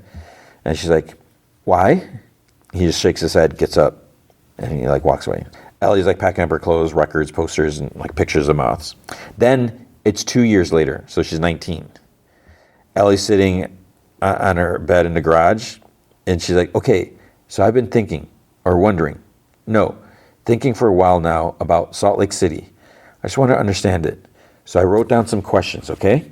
But there's no one in the room with her. So she reads. It's like, 1, if the Fireflies spotted us a mile from the hospital, how did they get surprised by an entire group of raiders? 2, if the raiders could kill all those soldiers and Marlene, and you had to carry me the whole time, how did we get away? 3, if there are dozens of immune people, why hasn't anyone heard? There's a knock on the door. It's Joel. So she shoves like the list of questions in a drawer. She opens the door. He has a rifle, and he's surprised that she's already dressed. He thought he'd be waking her up, and she's like, no. It's like, I had trouble sleeping. And he's like, well, guess what? That works out great for your birthday present. He's like, you're 19. You've been patient. So I told him I was okay with it. And she's like, with what? He's like, your first patrol. And she's like, I'll grab my coat. He's like, and a gun. So they go out on horses.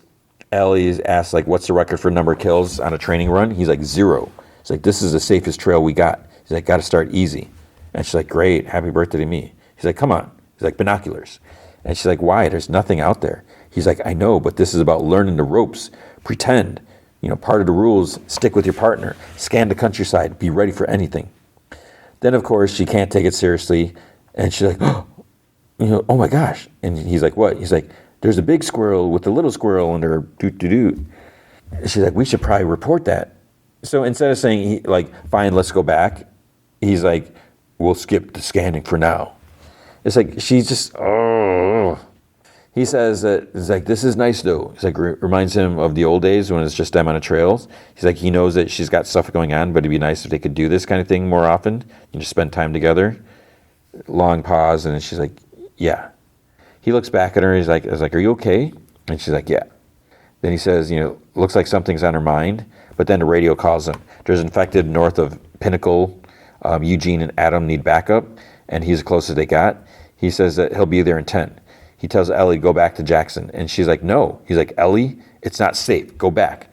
And Ellie's like, I'm not your fudging kid, Joel. I'm your partner. We stick together. And there's no time to argue, so he has to write. They get to the top of a cliff. Joel says that they'll hike down from there because it'll be faster. They make it to the bottom. They go through some trees. They hear like a scream. He's like, remember what I taught you? And she's like, I got your back, you got mine.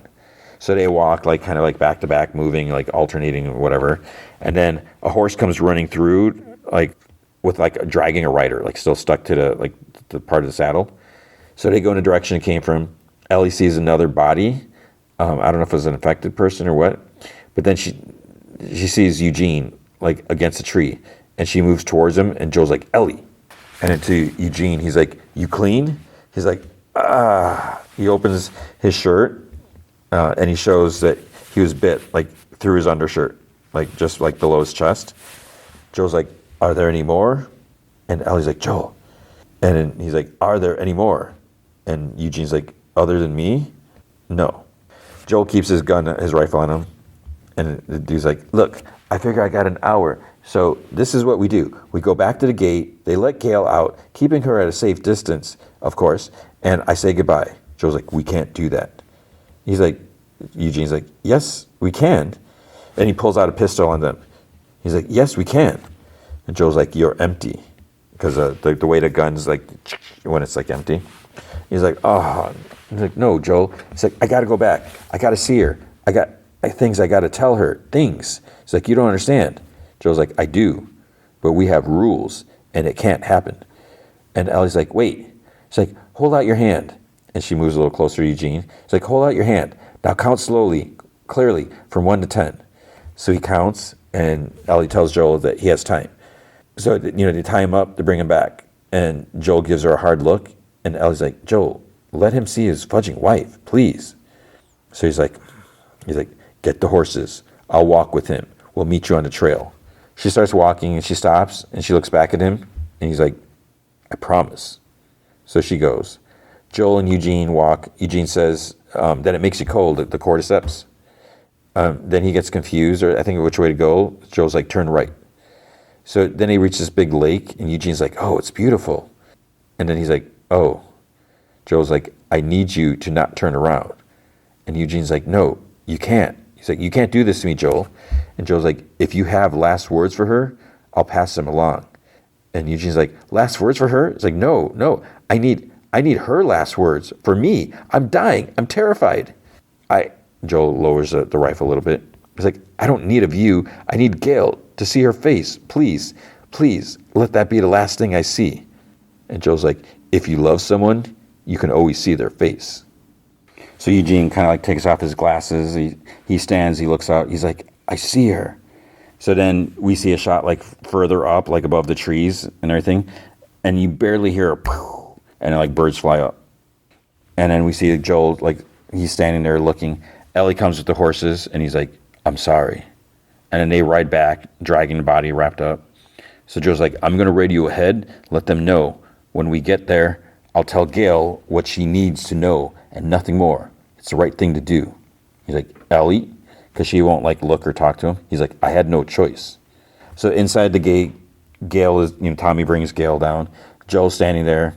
He's like, he was bit when we found him. Well, he wanted to tell you that he loved you and he wished he could say goodbye to you in person, but he didn't want to put you in danger. And he wasn't scared. He was brave and he ended it himself. Gail's like in tears. She goes into Joel's arms and then, that's not what happened. He begged to see you. So Ellie's like, she's got to run her mouth. He had time. Joel promised to take him to you. He promised us both. And she like sheds a tear and whispers. It's like, and then Joel shot him in the head. And Joel just like looks at Ellie and he turns to Gail and she slaps him. It wasn't really that hard of a slap because I think she had gloves on maybe or something like that. And she's like, get away, please. Get away from me, please. Then stupid Ellie says to Joel's like, you swore. And she walks off and Tommy holds Gail as she sobs. It's like, what is the point of that? What did that accomplish? You just made things like a million times worse for Gail. Never mind the fact she lost her husband, that he got bit, and then that he has to hear that. So yeah, it could have sucked. But again, she's not the one to make the decisions. 9 months later, it's winter, New Year's Eve, so we're almost caught up. Joel's sitting at a table with Tommy and his family. He sees Ellie like standing with Jesse. Dina's dancing with this other guy. Then Tommy says that his little guy's falling apart, so he's going to take him to bed. He's like, say good night, Uncle Grumpy. So then Ellie's dancing with Dina. Maria asks Joel if he's okay. He says he's fine. She says that, what she said before about him being a refugee, because when they were in her office or whatever, she says, well, she's like, I'm grateful. She's like, you mean a lot to us, to all of us, but especially to me and Tommy. She's like, what I'm trying to say is Uncle Grumpy is family, and family helps each other out if you need it. He like nods. Then you hear Seth loudly say, he's like, hey, it's a family event. And they sarcastically they're like, sorry. Then he makes his comment about it being a church where he calls them a dyke or dykes. Then Ellie gets mad. She's like, what? And Joel immediately gets up, charges over, shoves Seth down hard. So we saw this. He's like, you get the hell out of here. So Maria helps her, like, oh, let's go take a walk. And he asks Ellie, he's like, you okay? And she's like, what is wrong with you? I don't need your fudging help. Which is, and he's like, right. And he like walks out. Then he takes Ellie's guitar at home. He's playing on the porch. Then she walks up. He stops. She stands looking at him. She doesn't say anything. Walks past to the garage. And he's still on the porch. But then what we didn't see, Ellie comes back. And she stands like at the railing, not looking at him. He puts the guitar down. He walks up next to her. And she's like, what are you drinking? He's like, coffee. And she's like, where'd you get it? The people that came through last week, like, I'm a little embarrassed for what I traded to get it, but it's not bad. And she's like, I had Seth under control. He's like, yeah, I know. And I don't ever want to hear you taking me off patrol again. He's like, okay. He's like, so, Dina, she your girlfriend now?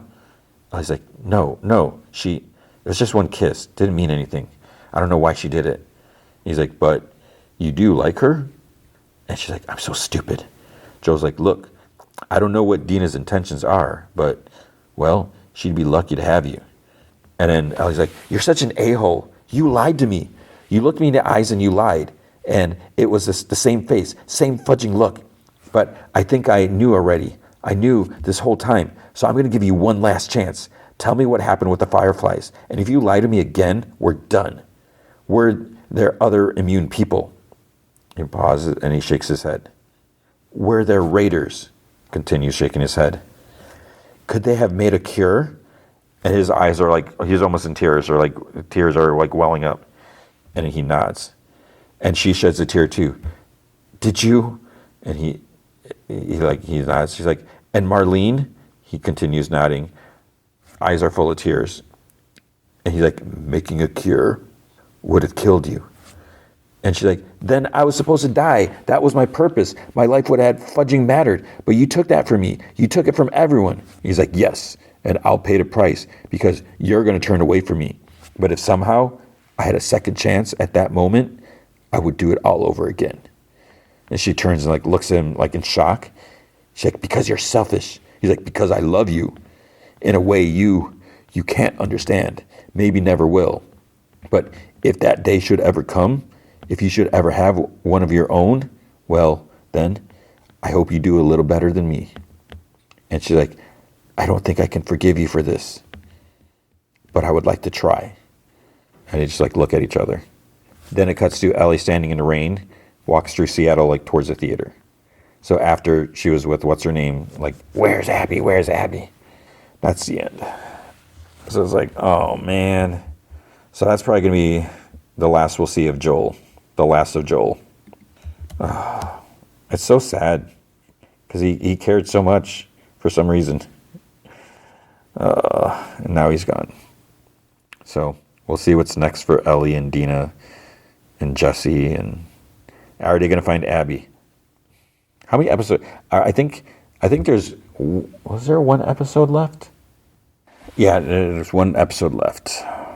All right, Star Wars Andor. As I mentioned earlier in the show, yeah, I'm going to still cover it, and I'm kind of glad because when I said, as I said last week as I recorded, I'm like, okay, yeah, so I'm going to stop. I was like, I don't know when I'm going to finish watching this show. It's going to take me forever because I have mentioned before I am like I'm still watching the Kevin Bacon The Bondsman. And I think I have one episode left. I think I'm on episode 7 or 8 or something like that. But it's just when I have some time where I'm just gonna watch a show and not have to worry about like hanging on to every detail, and so I can remember it, so I can talk about it and everything like that. So then I was like, well, I have all this other stuff to watch and all these other comics I can barely, have time to read. But we're gonna still do. So again, that's where I always ask for feedback, and people want to hear about this. So I'm going to try to be a little briefer, but obviously I can't do that. So we'll see how this goes. So season 2, episode 6, What a Festive Evening. And I think I mentioned earlier that there's like some kind of big things that happen here. So I'm like, okay, we're starting to mix things up a bit. So at I think it's Port Steersgard or something like that. It was like Rima trade routes. There's like these big factories or docks or something like that. Cassian, so it must be on Gorman. He gets on a ship. I don't know if or maybe he's somewhere else. And Luthen's at the control. So they take off. They're headed back to Coruscant. They go into hyperspace. It's locked in, so Luthen can move away from the controls. And he looks at how he's dressed and he kind of chuckles and he's like you ask him what was his name, and Cassian's like Variant Sky, and Luthen's like, oh, not bad. He's like, tell me about the Gorman front. He's like, you weren't there very long, and Cassian's like, don't get involved, and Luthen's like, that's your assessment, just like that, 2 days in and you barely look around. And then this is interesting because then Cassian's like, how do you know what I did? And then Luthen's like, we heard it didn't go very well. And then Cassian's like, oh, you heard? Really? He's like, I only left this morning. And Luthen's like, well, they sent word. They're very prompt, the Gormans. But see, it just seems like Luthen is like spying. It's like, I don't know what games he's playing. So instead of just like trying to fight the Empire and do all this stuff, it almost seems like he has these angles. Like, what are you really trying to do? So he says a prompt, but then Cassian's like, What they are is impatience. They started too late, and now they're rushing. And Luthen's like, that's awfully definitive. And Cassian's like, they're not ready, Luthen. And he's like, I think they know that. That's why we sent you. And Cassian's like, the Empire is building an armory in the center of town, and they say it's a new complex, but everyone knows the truth. There's nothing to be done about it now, and the more trouble they make, the worse it will be. Luthen's like, well, there's always something to be done. And Cassian's like, oh, yeah? He's like, yeah?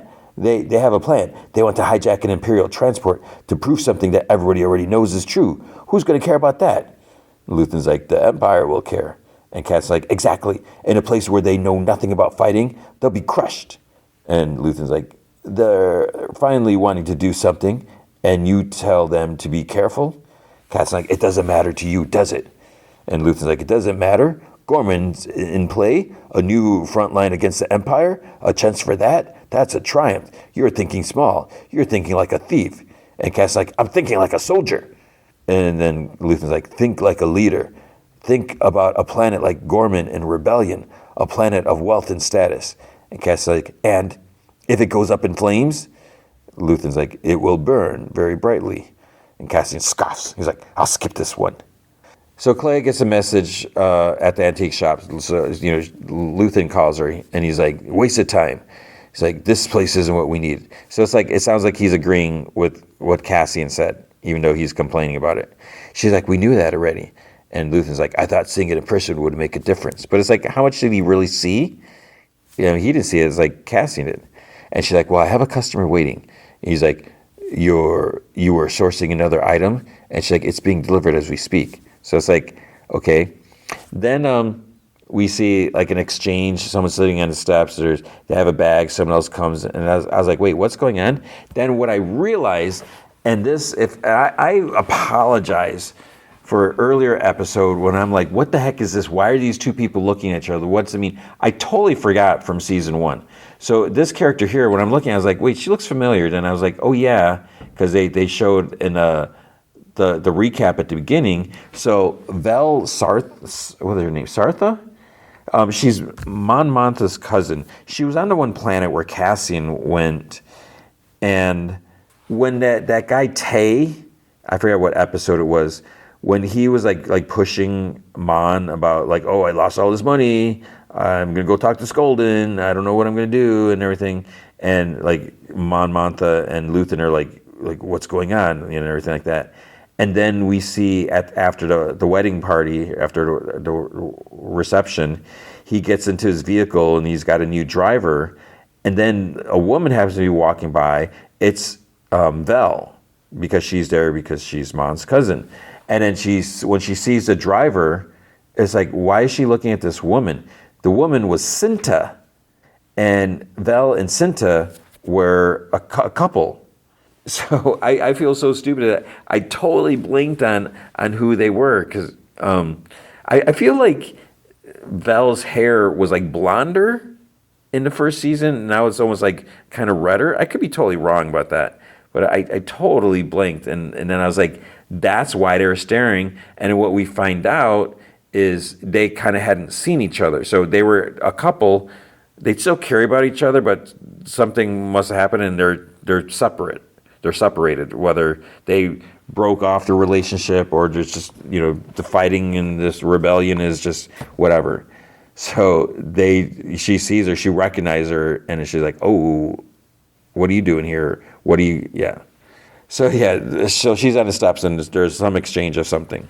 Then Cassian, he goes to the apartment, he like knocks twice. No answer. Gets his blaster ready.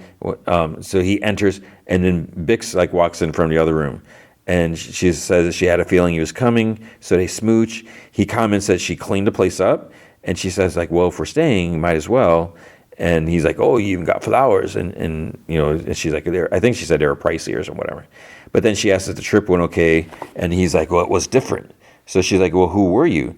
And so he starts telling her, I was Varian Sky. I was a fashion designer. I was very, very pretty. And she's like, oh, sorry, I missed that. And more kind of smooching. She's like, maybe I'll have to meet him sometime, blah, blah, blah. Then she's like, you must be hungry. And he's like, are you okay? Because, she's still a little off from, not sleeping, and she's taking these drugs or whatever. So she goes to the counter and she asks if it was dangerous, and he says no. He's like, it's Luthen that scares me. And then she's like, he came here after you left. She's like, I didn't realize how shabby the place looked. He's like, what? He came? And she's like, he was going to ask me for a weapons appraisal, but then he changed his mind. He scoffs. He's like, go out on your own? Oh, he scoffs again. And he's like, he waits. He waits for me to leave, and he comes when you're alone? She's like, he changed his mind. So, and then Cassian's like, I rode back with him this afternoon. He never mentioned it. And she's like, it happened. He's like, I know it happened, Bix. He's like, that's not what I'm saying. It's like, he knows you need a rest. She's like, I would have gone if he asked. He's like, that's not the point. He's so pissed off. He's not going to tell me. He has to know we're going to have this conversation. He doesn't do anything without a reason. And she's like, maybe he just wants us to waste our time talking about it. He's like, maybe. So this is what I mentioned earlier. It's like, what is Luthen up to? It's like, what game is he playing? You know, he goes there because he was going to ask her something, but maybe he wasn't. Maybe that's just, he's acting like that. He did see the drugs, so I don't know if that threw him off or if it is his plan. But then why doesn't he say anything to Cassian? It's just, you know, is it like a test? And this comes up later too. Luthen hears like a chime at the shop at night. So he comes, there's someone at the door. It's Cassian. And the door open, he just like charges and starts. He's like, it was a very poor decision to come to the house and mess with Bix. He's like, you messed with her behind my back? And then Luthen's like, you realize what you're putting at risk right now. And Cassian's like, it would have been so easy for you to tell me. And Luthen's like, when you leave here, and that will be immediately, you'll have brought a medallion that was missing from a shipment that Clea took this afternoon, a Darvian medallion. So thank you for this, coming all this way. And, you know, because he's not supposed, in case anyone's like, why were you there? So Cassian's like, what's wrong with you? Luthen's like, this is the second time today you let me down. Cassian's like, you had to know she would tell me. And Luthen's like, I thought it would be interesting if she didn't, but now you both disappointed me. So see, this is where it's like, okay, what games are you, was this a test or are you just blowing smoke out your butt and you're just making this stuff up? So Cassian chuckles. He's like, and that's what's most important, right? How it goes for you? Luthen's like, what's the most important is the cause. Kill me or take me in. You're in. That's what Cassian said.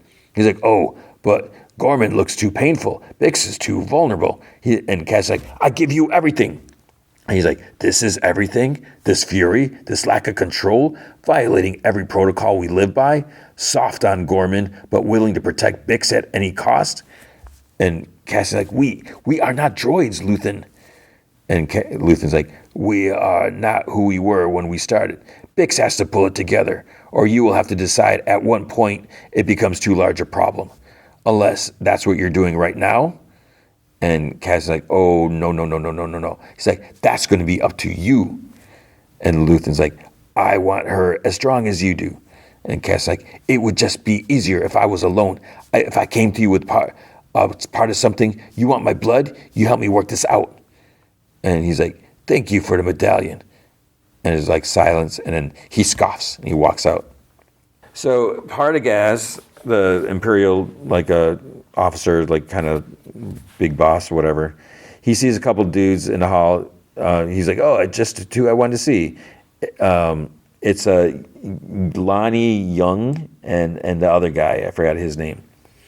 So Partagaz is like, Dr. Gorse, success invites scrutiny. Our cousins in the military intelligence have been salivating over our interrogation results and had convinced the Emperor that Dr. Gorse is too valuable to be a one-man ISB assassin. He's to be expanded into a program. So then, Young, it's Jung Young, I think it's Young. He's the guy that met with Luthen, like in an elevator, you know, giving him information. He's like, sorry to hear that. And then Partagaz is like, the Navy's donated a facility here in Coruscant. I want the two of you to represent our interests in this. I'm counting on you to keep watch on these idiots. The other dude's like, it's an honor, sir. And Partagaz is like, really? It's an assignment. Calibrate your enthusiasm. So then he leaves, and then Young tells him, he's like, you're taking the lead on this, and he like walks away or something. So then we see Vel. She's sitting in a cafe. the other lady comes in, Cinta Cass. She comes in, and Vel asks if she had any trouble getting through. And no. Vel asks Cinta if she brought fuses, talking about like equipment. And Vel says that she told Luthen that she'd only take this assignment if Cinta was on it. And Cinta says that Vel is the only reason she's here. Then Cinta says that, so Cinta said she had an accident. And she told him, she told Luthen not to tell Vel because she'd worry. And Vel's like, well, what happened? And Cinta's like, I'll tell you about it someday. And she's like, it's been a long year. And she had to rest up for a while. She had to stay quiet for a while. She had time to think. And Vel said she wished she'd known. And Cinta says that, that she thought about her while she was, taking it easy. Then we see Dedra. She's sitting in a terminal, like the big meeting room. Partagaz comes in. He asks about their friend in Gorman. And she says that he just reached out, sir. There's an ISB field agent on site. They believe a rebel attack is imminent. And, there's been a rapid increase in local activity. So he asks if the shipments are running smoothly. And she's like, yes, sir. And he tells her she walks a very narrow path. He's like, Cyril must never know what this is really about. And she's like, I remind myself constantly, sir. So are they playing Cyril for some reason? Vel and Cinta, so they're on Gorman. They're going to help with the raid. So, the Gormans want to hijack the transport because they're like, whenever one comes by itself, it's always loaded with something or whatever, weapons or something. So they want to raid this. And Vel and Cinta are going to help them. So they plan things out, they talk about the location. Vel takes charge, and there's a couple of people like from the Gorman front thing that are kind of upset taking orders from them since, they live there and they've, invested time there. And Cinta says that their time means nothing if they can't follow orders. And, they're not to have weapons, so, they can get out easily. Vel says that she and Cinta will be the only ones with blasters. And, they're here because they've never done this before. And then Caro does his best to coax them like into listening. So basically, we're going to do this operation. So here's these two people. Who are you? Why are we listening to you? Why are we taking orders from you? So they're not really happy. Bix has like a stash of drugs like high up. There's like a fixture or something like that. So she like reaches up. She puts the blue drops in her mouth. So she's hiding them from Cassian. And then she like stares out the window. Cassian wakes up and she tells him it's flashing. So there's a signal for another mission. Bix says that, whatever it is, she's coming. Cinta and Vel, they have a chance to talk. And Cinta says, sorry, she hurt her. She was confused. Vel says that Luthen, should have told her that, that Cinta was in trouble. Cinta says that they're worth more to Luthen separately than together. And Vel says that that's just something they'll have to talk to him about. And there's a long pause, and then like some more smooching.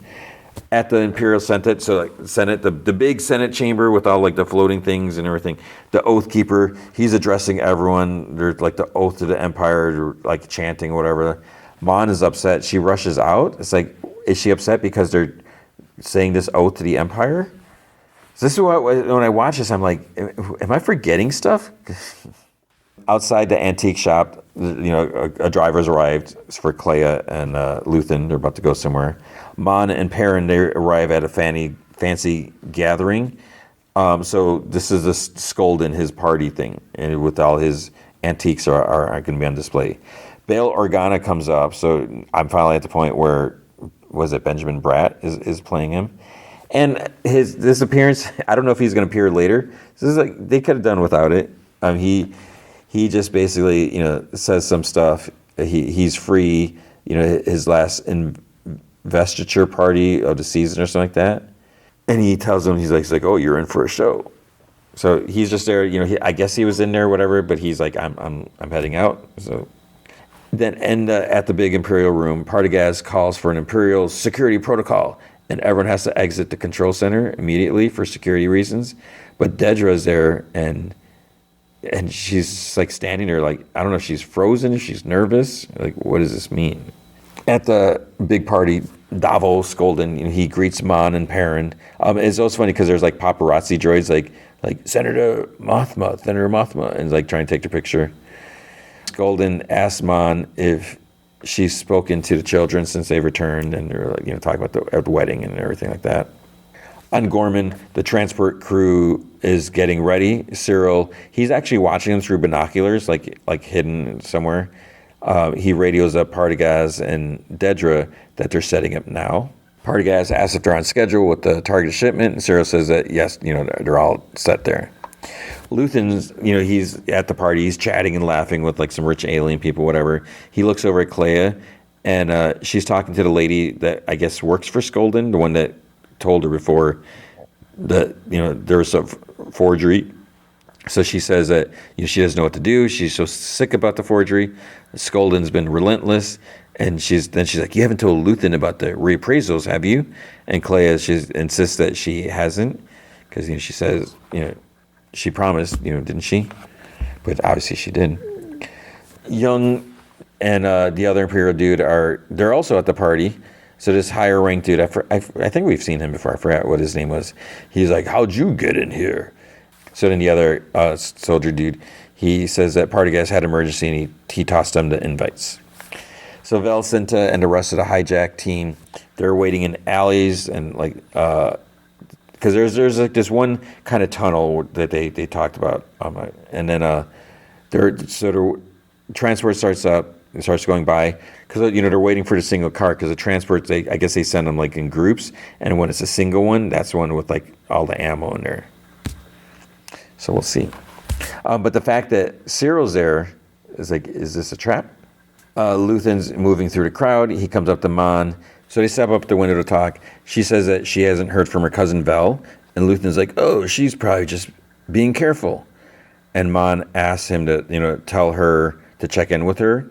And then he annoyingly asks, something urgent she needs knowing?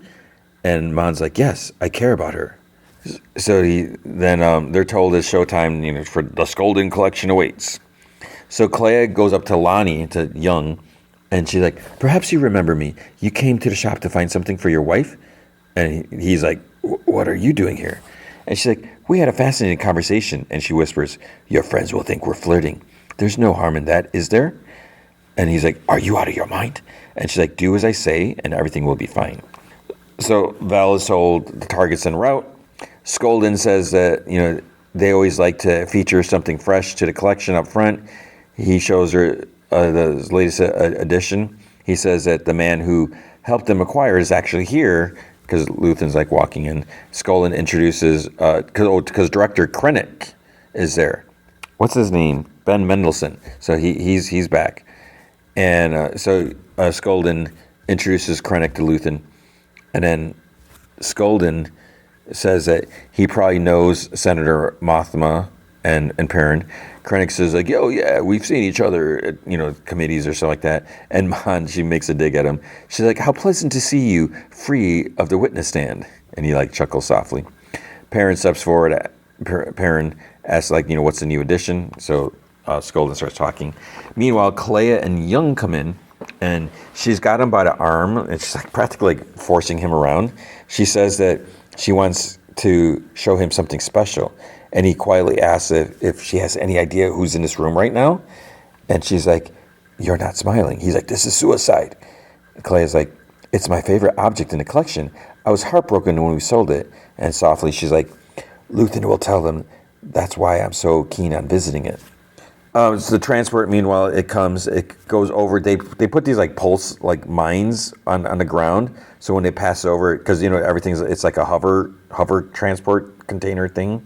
So when they go over, it's like kind of little explosions, and it must knock off the repulsors on the bottom of the transport, because it hits the ground and starts grinding to a stop. Senta leaps off this one-story building like onto that, and she does this weird like flip down the side. It's like, what was the point of all that? And then she puts on like an electro EMP device on there, so it's like bzzz, it's like shorts it out. And Cyril's like, they've done it. The carrier's down. It's like, we're in play. So he's reporting back to Dedra and Partagaz, so they're listening in. Skolden continues describing his new thing. He says, like, there's only like 3 like it now that they know of. This was the one that was left behind during the Battle of Carmine, I think it was. And he's like, there's a stone carving that depicts 3 identical cairns mounted at the altar of the Grand Carminian Forest. Blah, blah, blah, blah.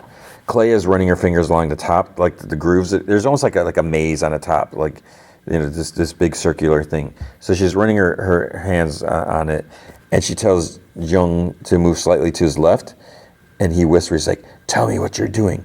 And she's like, "I'm removing a listening device from this piece, and you're going to help me by blocking the view." He's like, "You can't possibly be serious."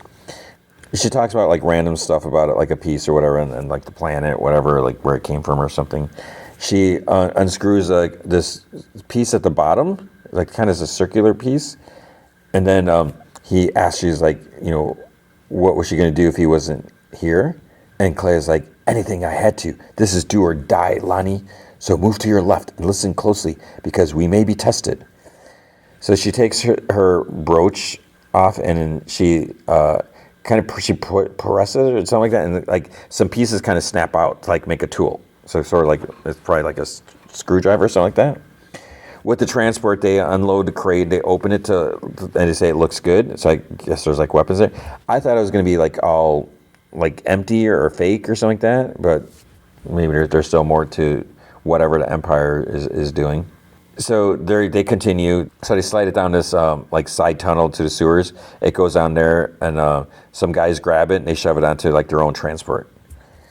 Clea gets a tool in place on the bottom. She starts like trying to turn it. The others are moving around the room, and Skolden's like telling them, describing like what's the deal with that piece. So close to where she is, they're moving closer. Clea's tool seems to be stuck. She's like, she can't turn it.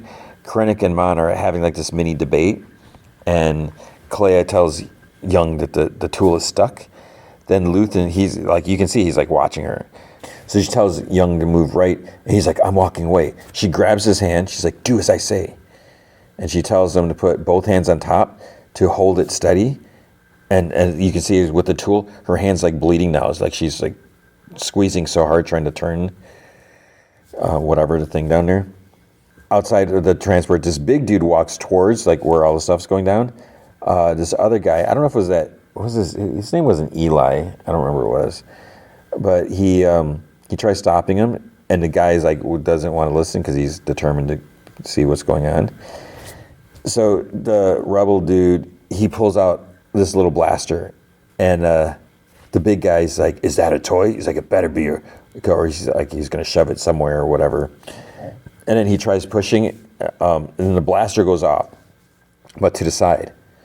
So what happened? Cinta gets shot. Cyril reports, he's like, shots fired. He's like, I can't see what's going on. So Partagaz says, call in a response team, come in loud, make sure they know that they're on their way. The Vels looks at Cinta, she gets down, and Vels shows like, we have to go. So then the big dude, he picks up and carries Cinta. So I think he was just like a regular civilian, but now he's helping them out. The little collection tour, it's like, it's reached the piece that Clea's at, and now she's standing back. Krennic goes up to her and it's like, I understand this piece is a favorite of yours. And she's like, yes, she's like, it's very special. And Krennic's like, why? And it seems like she wasn't ready for that question. And she kind of looks over at Luthen, and it's Young who replies. He's like, it's a book. You read it by touch. So you touch it with your hand. He's like, it's from the planet where blindness was considered a gift. So Krennic's like, oh, well, I'm sure we can all think of some people who would be right at home. And there's like scattered laughter. And then Skolden tells him, he's like, feel free to touch. He's like, I often do and close my eyes at the wonders of another world. So Cinta's body is put on like on a sewer transport. Vel, she's like on the verge of her eyes are all teary. This other dude's like, we have to go. Cyril just like leans back because I guess I feel like again, since I don't know, like, half the time I don't know what's going on, but I feel like he knows someone was shot and he feels bad, I think. So you can hear sirens approaching. Then on like the hijack transport, the guy with the blaster, he's like sobbing, and Vel's like, "Are you crying?" And he like kind of turns away. She's like, "Are you?" She's like, "Look at me, look at me." It's like, "There's no place to hide. Look at me." And he's like, he like inhales sharply, and she's like, "I'm not going to say remember this because I don't have to. This is on you now. This is like skin. You're taking her with you wherever you go for the rest of your useless life." And she's like, "Don't you look away from me." And he's like, "I'm sorry. I'm so sorry." And Belle's like, "She was a warrior. She was everything that you have daydreamed about. She was a blooded, fearless warrior whose loss will be mourned in ways you will never understand. She was a miracle." And he's like whimpering. And she's like, "And you, to die like this because of you, some whining, simpering, foolish child? Don't you dare cry. You'll make this up forever." Clea and Luthen, they walk out of the party, and he's like, "What fun!"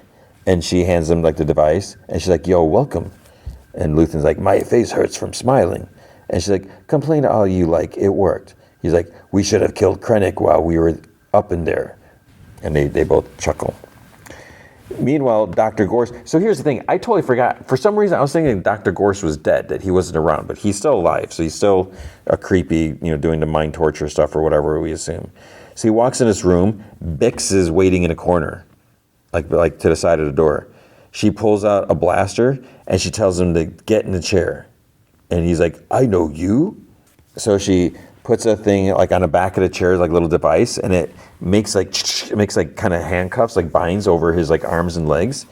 And then she puts like this other thing like over his mouth. It's like just like a gag, but it's just like over the top of his mouth. And she's like, "It will only feel like forever." So he kind of struggles, like there's like he's like muffled screams or whatever. And she like turns on the computer. She hits a button, and it's like we see from like the other room, like the observation room. It's like silent, and he's like convulsing back, and then she leaves. So as she's walking out this big room towards the exit, there's this guard there. He's like, "Who are you? No one's allowed in here." Pachoo! She just shoots him and keeps walking. So it's like at first it's like, "Bix, what the heck are you doing? You can't do all this." But then outside, Cassian joins her as they're walking. He hits a button on this little device. The place explodes. That's the end of it. So it's like, holy crap, they've taken matters into their own hand. And I'm assuming this would probably help Bix, because she's having nightmares about Dr. Gorse being there to hold a gun on him and strap him down. That there's got to be some closure with that, right? So that was pretty crazy, like that last and. It's sad about Cinta.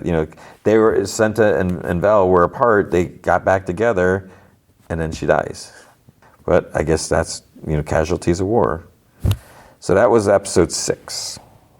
Okay, then new show on Apple TV Plus is Murderbot. So Murderbot has Alexander Skarsgård, and it's like a 30-minute episode. 2 episodes are out. Actually, 3 episodes are out now. So I'm going to be like an episode behind because I was only able to watch 1, not 2, even though they're 30-minute episodes. But it's kind of a comedy. Basically, Alexander Skarsgård is like a security robot thing, and he kind of develops like sentience. And he gets like free will and stuff, and he's trying to, what's he going to do next? Because he's part of this big corporation thing, and if he's discovered, they're going to like melt him down. If that he like broke his protocol, whatever security thing. So it seems like it could be funny. The first episode was okay. Let's see what are the ratings for this. I am curious to watch it. So according to IMDb. Episode 1 is a 7.5, so it's not bad. Episode 2 is a 7.6. So we'll see. There's 10 episodes, and they'll be doing 1 episode per week until July 11th. So we'll do this for a little bit because some of the other shows are ending, and I mean unless something else comes up. Yeah. So I was okay with the first episode. I'm curious where it's going to go. It didn't like immediately grab me, but I'm kind of I am interested enough in the concepts to see what's going to happen. So there's a lot of people in this first episode, and the big question is like, do they all matter? So this might be a little more in depth than I would have liked to plan, but you know me. So there's this mining station, Corporation Rim. Miners celebrate the end of a mini expedition on the planet. So then he's the Murderbot. He's narrating, "Time to party. I mean, if you're a human, I'm a security unit, and I don't party. I spent the past 6 months protecting these miners from danger, mostly from themselves. I was built to obey humans, and humans, well, they're a-holes." So one like throws up on his foot. He starts like pointing out like all the he's like, this guy, he's an a-hole, this guy, whatever. A couple guys come up to him, ask him to hold up his arm. Then they put like a torch under it, so he says it hurts, and he's narrating to us. But he has to obey because of the governor module in his head. And, it hurts, but it's nothing compared to what the governor module will do if he disobeyed an order. Then they tell him, like, put your arm down, you look stupid. And he's like, yeah, I do look stupid. But he says he has a surprise for them. He's devoted like every spare second on this planet trying to hack his governor module, and now is the moment of truth. He's like, I just isolated an admin password, and I was going to try to use it to crack the final core encryption. And he's like, holy spit. And then you see like message, governor module disabled. He's like, it worked. Okay, what do I do now? Maybe kill all these idiots and take a starship to a distant galaxy? He's like, what should I call myself?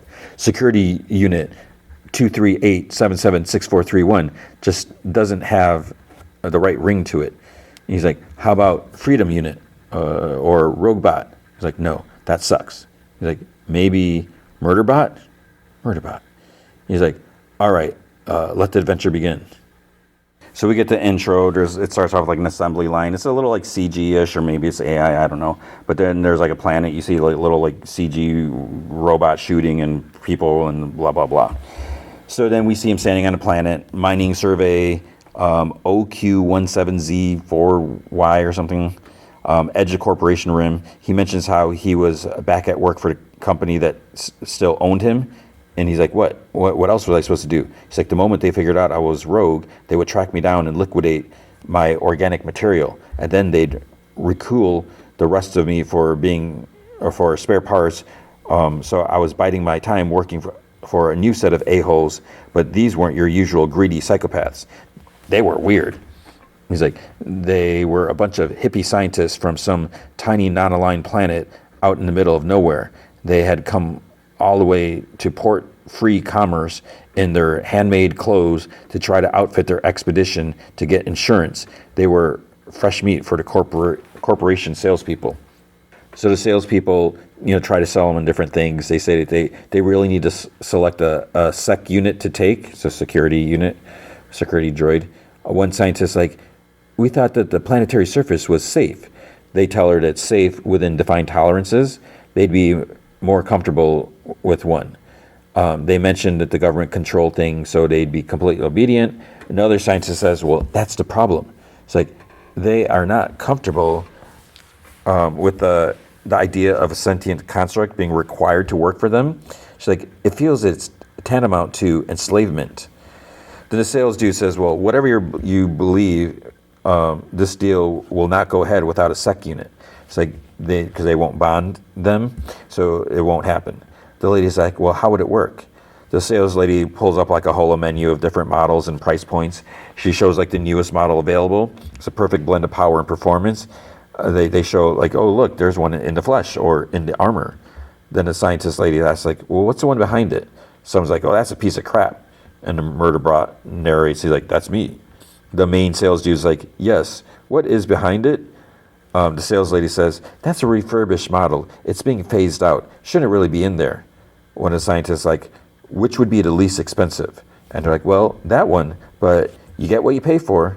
Other scientist says to the main one, he's not sure if they should go for the cheap one. Murderbot, he narrates, he's like, I agree. He's like, don't rent me. Then the lady says that she thinks they'll take the modestly priced one. So they head out. Murderbot has to check the ship and everything before they can get on. When they come into the habitat, he comments how they deface it because they painted it, and then they do dances outside by the fire, whatever.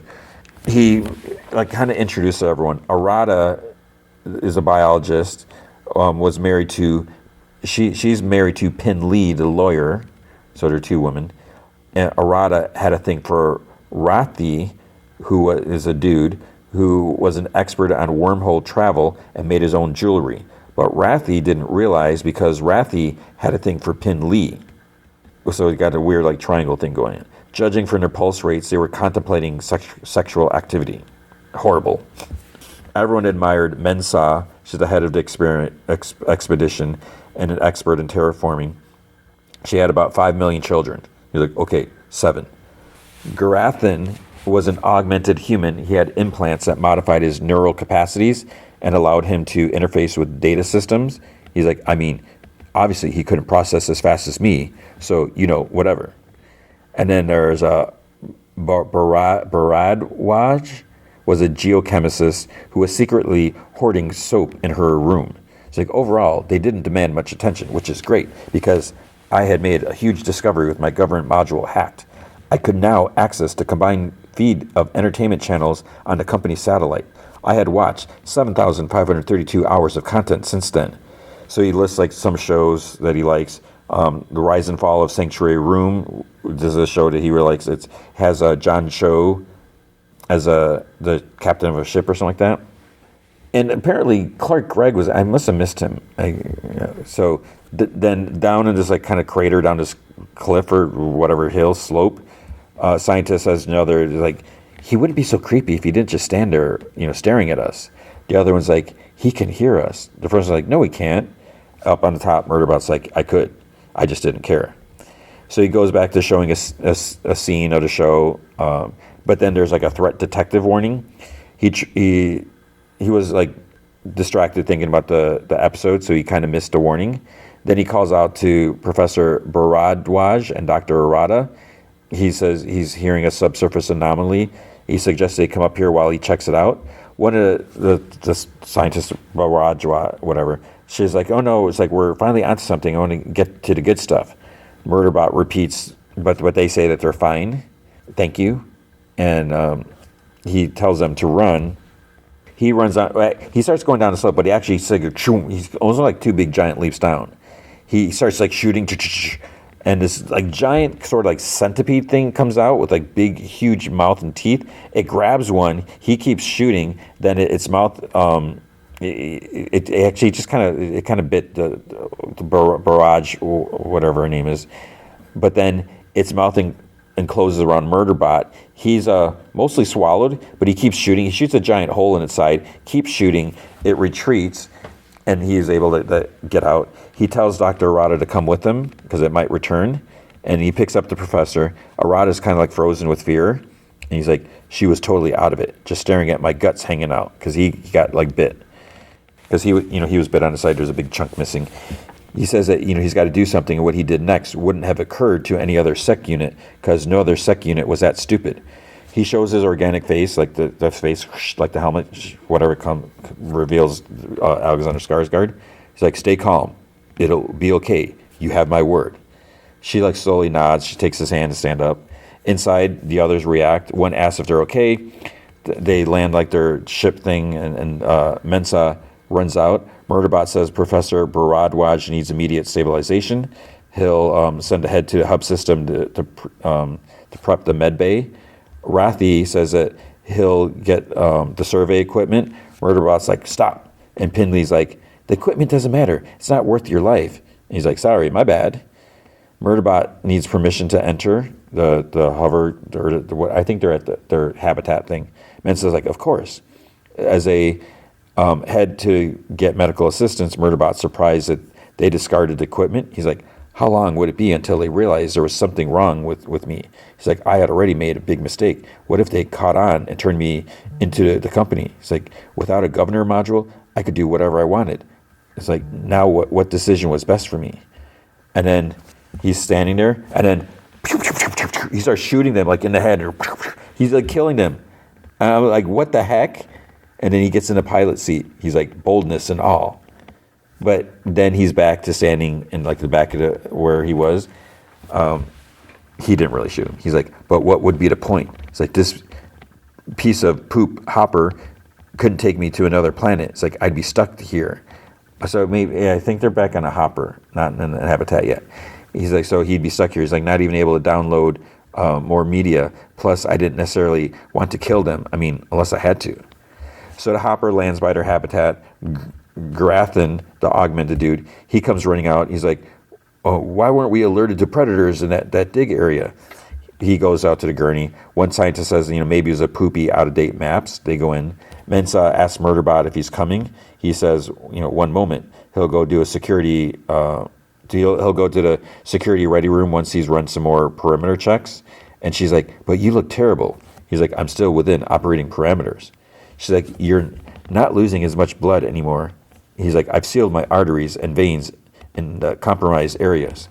And she's like, well, you still need medical attention. So hurry up. Consider yourself off duty until further notice.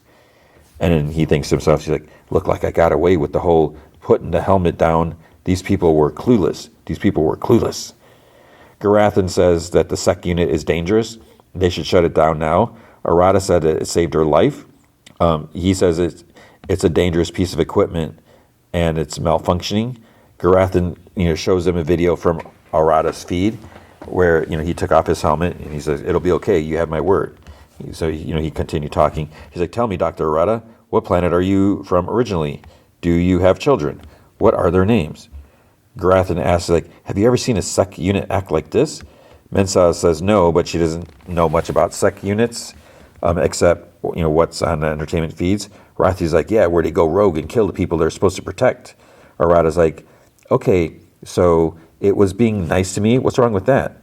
Garathan's like, what's wrong is that behavior is outside its designated parameters. It's malfunctioning. If it weren't, maybe your lives wouldn't have been in danger, which is stupid. That totally doesn't make sense.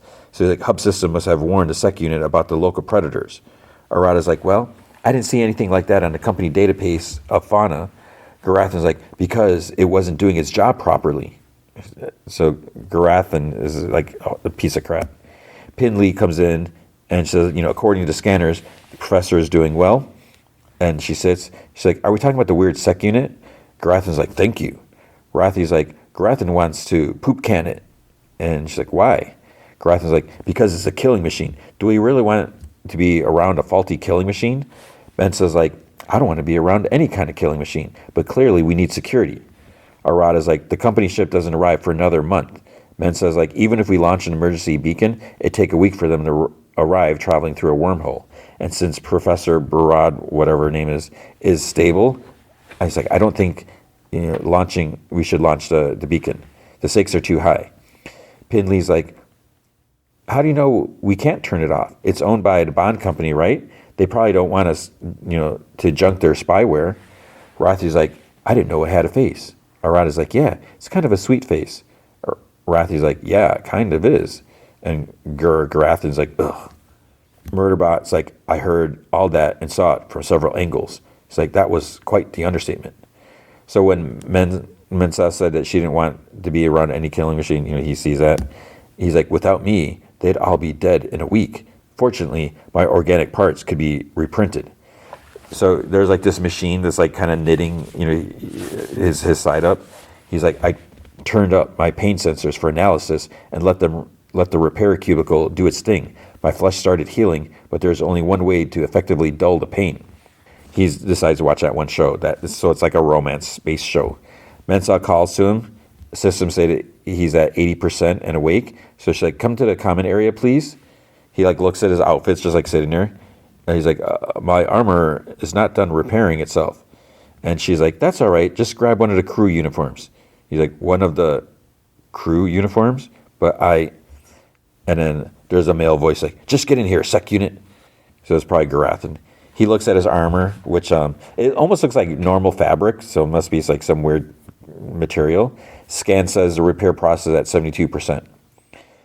So they're looking at like a hole of the map. She says that the maps have been tampered with. There's obviously a pattern. And, she's like, can we please do something because my wife was almost eaten? Mensah's like, fine, we'll speak to the sec unit and get to the bottom of this. So Murderbot kind of peeks out at them, and he's wearing just like a regular jumpsuit. Rothy's like, well, who's this handsome fella? He's like, I am your security unit. And Rothy's like, yeah, we know, buddy. He's like, you're the best damn sec unit out there. He's like, that is incorrect. There are several units way more advanced than I am. The others like walk up to him except for Garath, and he stays seated. Mensah's like, sec unit, on behalf of all of us, I would like to say, well done. Bravo. They start clapping, and Rothy's like woo, and he's like, speech. And Murderbot's like, oh poop, that was a direct order. If I disobey, they'll know I hacked my governor module, which is worse, speech or an acid bath. So he's like, it is my job to secure is my job. And Mensah's like, and an excellent job you have done. Excellent. More applause. He's like, I should have gone with the acid bath. May I go back to the security ready room now? Garath and Grumpy's like, no, you may not. Mensah's like, sec unit, we've been looking at the maps provided by the company for our survey areas. And Pinley's like, they've been tampered with. So she's like, we don't know that for certain. And Pinley's like, what other explanation is there? Mensah's like, let us find out. It's like, please, come join us, sec unit. We were checking the maps in this region to try to learn why the creature wasn't listed under hazardous fauna. Could you do an analysis? He's like, yes, Dr. Mensah. And he thinks to himself, it was easy for me to access the data. I could feel Garathan moving around in there, but I had more processing power. Then Garathan suddenly's like, ow. And sec unit's like, I'm sorry, Dr. Garathan, I didn't feel you there. The maps show no signs of tampering, but some spots aren't syncing properly. Pinley's like, so the maps suck. That's corporation room for you. High prices for poopy equipment.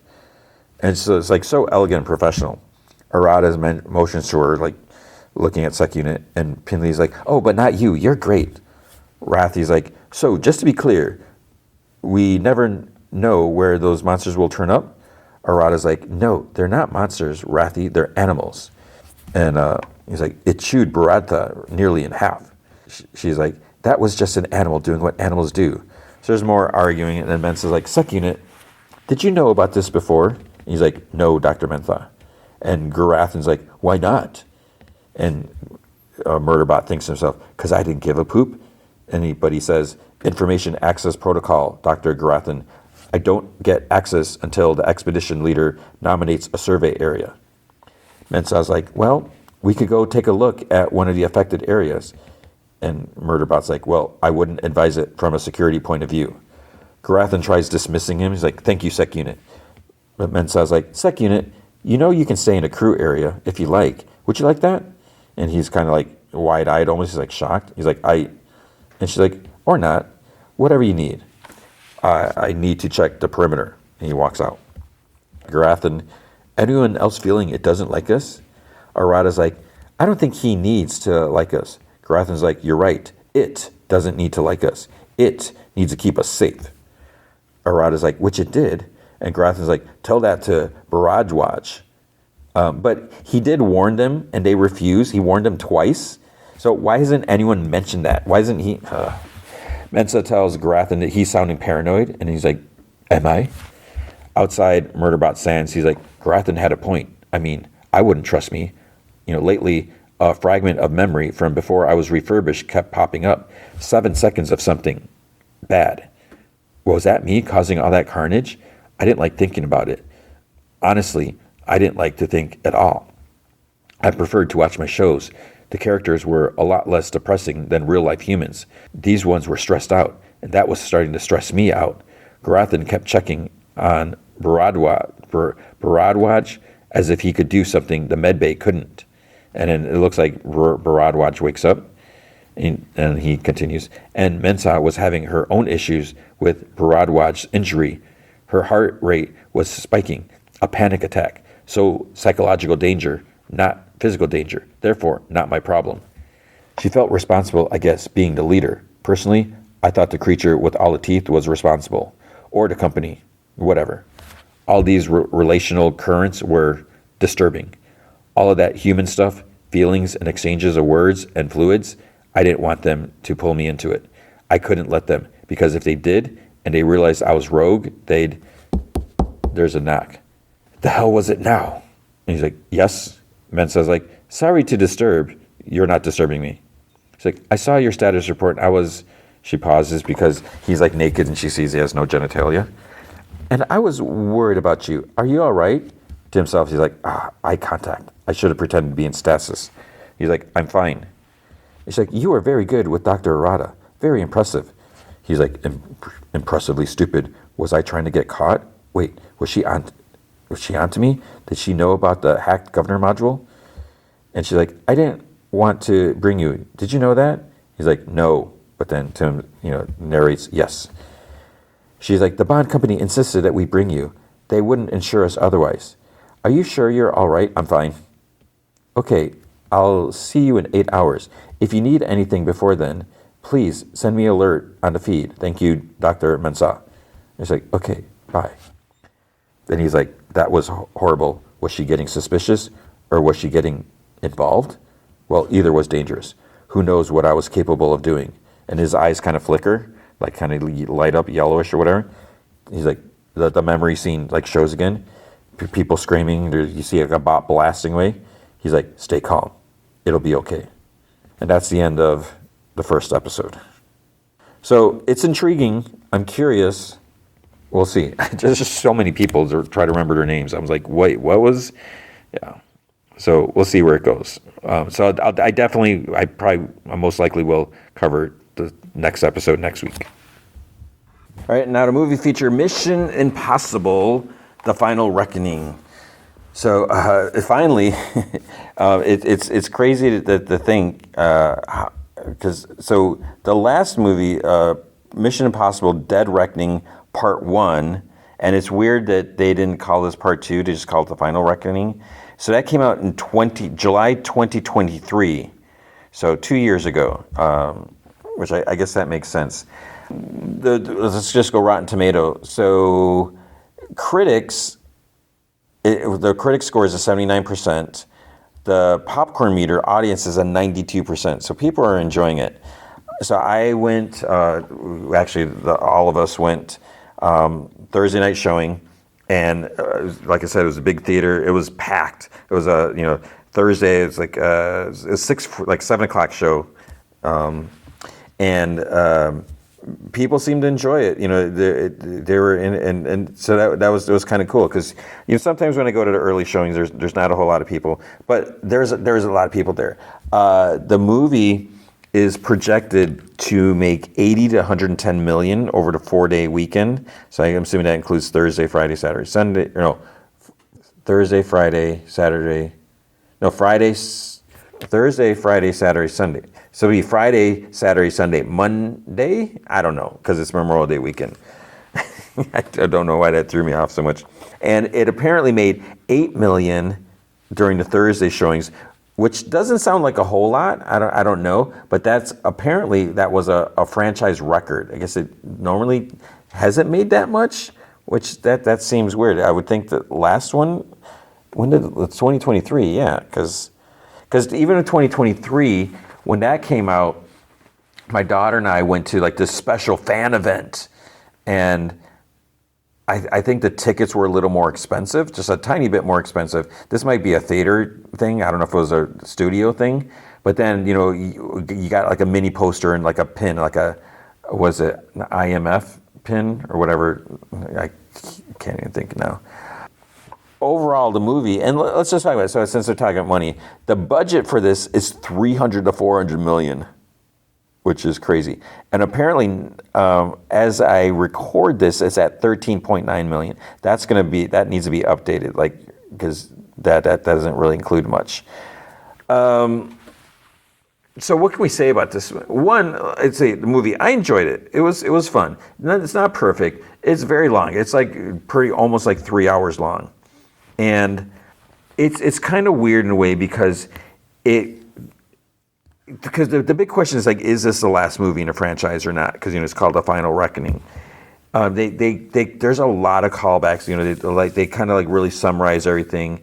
The movie has like insane stakes. This is like it's continuing from the last movie. This computer, the entity, it has controls of like all computer things, and it's got controls of like the nuclear arsenals from like several like different nations, and it looks like there's no stopping it. Like this is it. It's like game over. And so it's like huge stakes that no one else can. There's nothing that anyone can do, except for Tom Cruise, of course, right?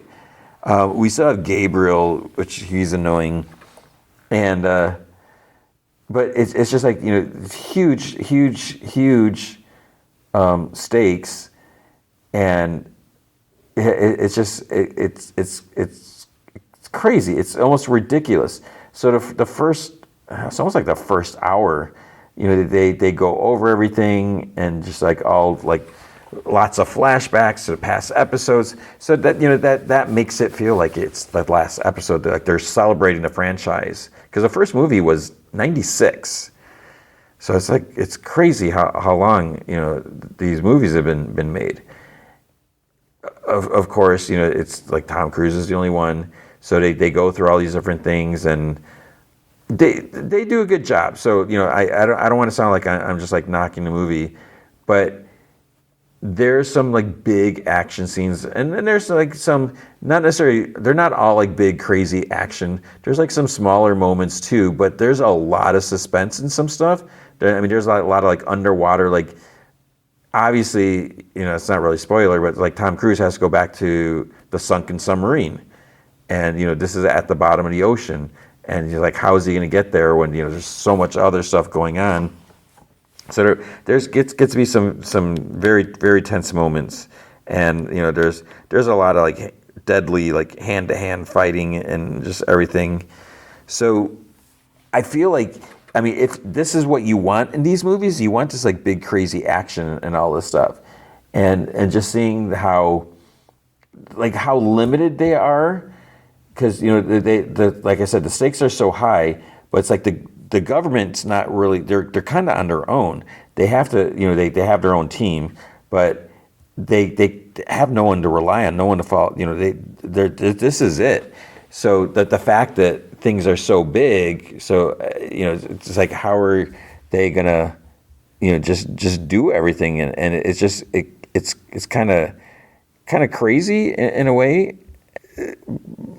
But also it's kind of silly in some other ways that it's like what's going on? How can this happen?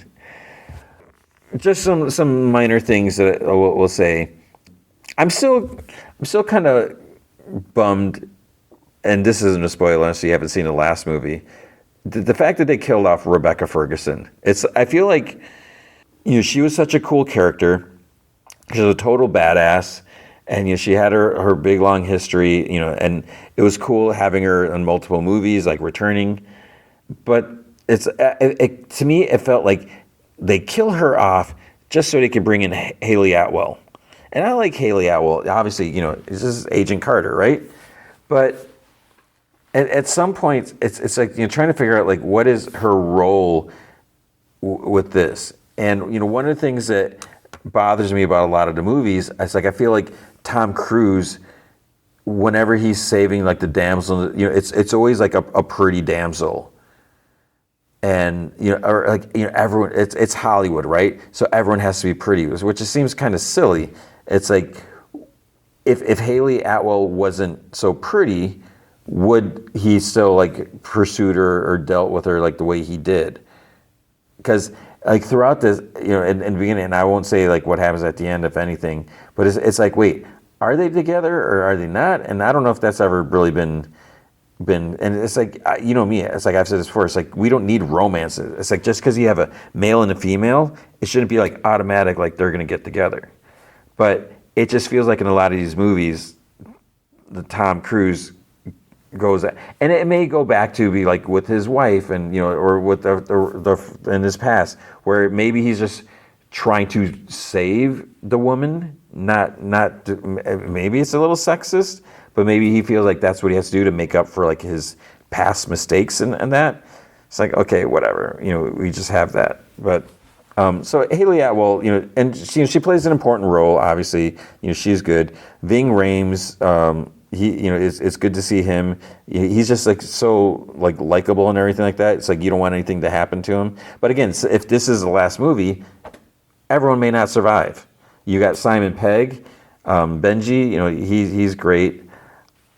Gabriel, I just have to say, I didn't like him in the last movie. I didn't really like him in this one. My problem with him is I feel like he thinks he's so cool and everything.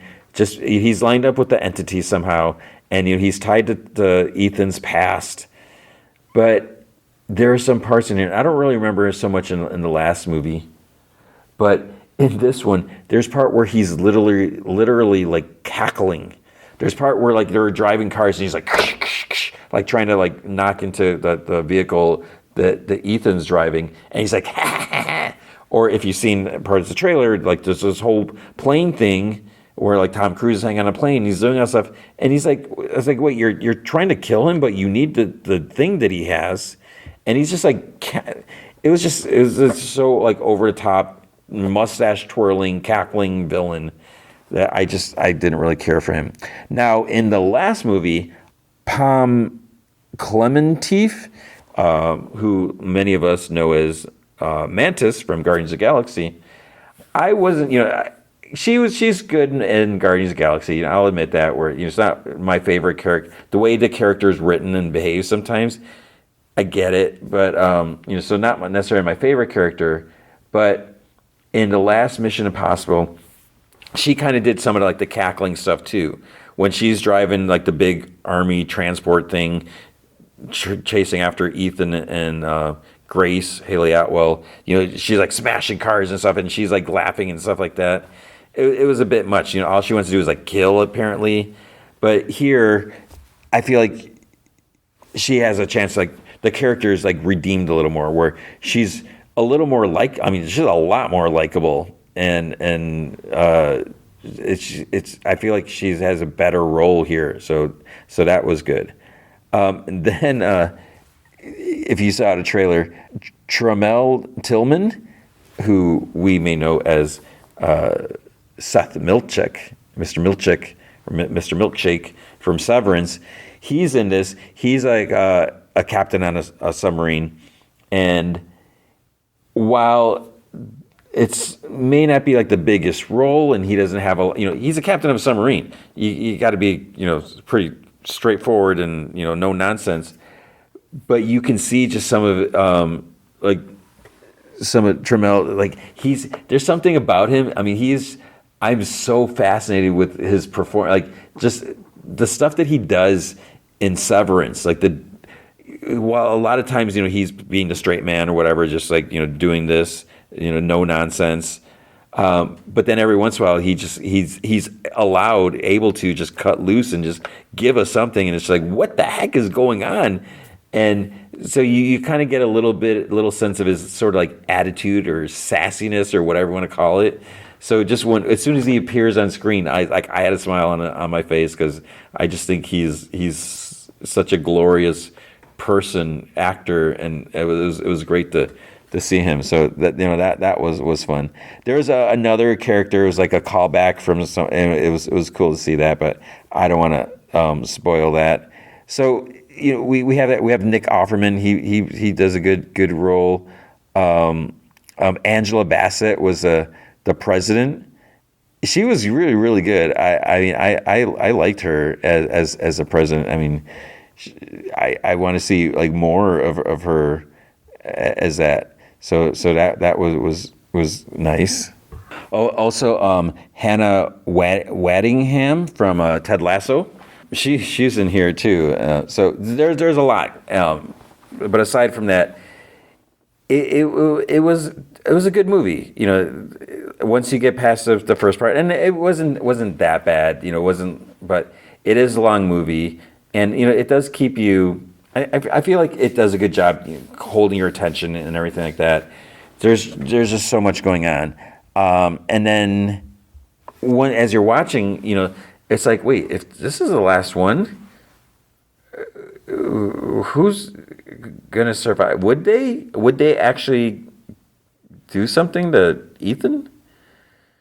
And I'm not gonna say that, but because actually, what I will say. So apparently, as I just read this, is in June 2023, Christopher McQuarrie said that these two movies wouldn't necessarily end the series, that they're like working on ideas for future installments and everything. And then in July 2023, Tom Cruise, he also said that he wants to make more movies as Ethan Hunt, even though they once they call this like the final reckoning, so it makes it sound like it's supposed to be the last one, or you're going to do like some send off for the character.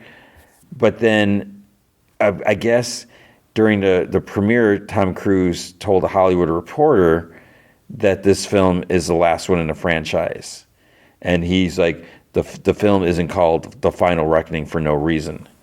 But the way it ends, it does, there are some aspects of the ending that's like, yeah, okay, this is it, this is the end. They're almost telling us that here. But at the same time, with just the design of the movie, or with the design of the ending, and even though maybe everyone doesn't survive, spoiler, hint, hint, there are still other characters that can carry on. I guess at one point there's a crazy rumor that Glenn Powell was going to replace, be the lead, replace Tom Cruise, but Glenn Powell's like, no, that's not true. And if they did that, I don't know if I'd want to watch them. So they could easily do more. Now, so here's the thing. Tom Cruise loves making these movies. He loves doing these stunts and all that. But one, does his character survive? Two, would he still want to keep doing these? While he's in amazingly great shape, doing all these stunts, doing so much running, he is getting older. And how much training does he need to do before these movies? Whenever you see like, Hugh Jackman, he's got to go, this is a little more extreme. He's got to go through massive training, just to get that Wolverine, chiseled body. So with Tom Cruise, if he's got to do all these running scenes and stuff, he's probably got to do a lot of training too. And since he's so hands-on, I'm sure he's involved with like a lot of the fight choreography as well. So maybe he's like, all right, I don't know if I want to keep doing that. I don't know if my body wants to keep doing that. He may be in great shape, but then maybe after that, he's like icing everything or sitting in ice baths or whatever. But then the other thing also, if these movies are financially doing well, how do you say we're not going to do anymore? So it would be fine if they ended it the way they ended it. It's like, okay, because also just the fact that this is like such a massive, threat. It's like, what do you do after this? Do you scale it down and just do like some low level, whatever thing? That could be okay, as long as you can do like cool moments and stuff like that. It doesn't have to be the end of the world threat all the time. But the fact that they did that big threat, and then it's like the next thing, because it seems like it's always something bigger and bigger and bigger. So it'd be weird to like step back, but I don't know. We'll see. I would think it's like they got to do another one, because I'm sure this movie is going to make money. Maybe, I don't know. But then maybe maybe part of it is like, oh, this is the last one. Let's go check it out. Let's to go all out. Everything, that's it. I don't know.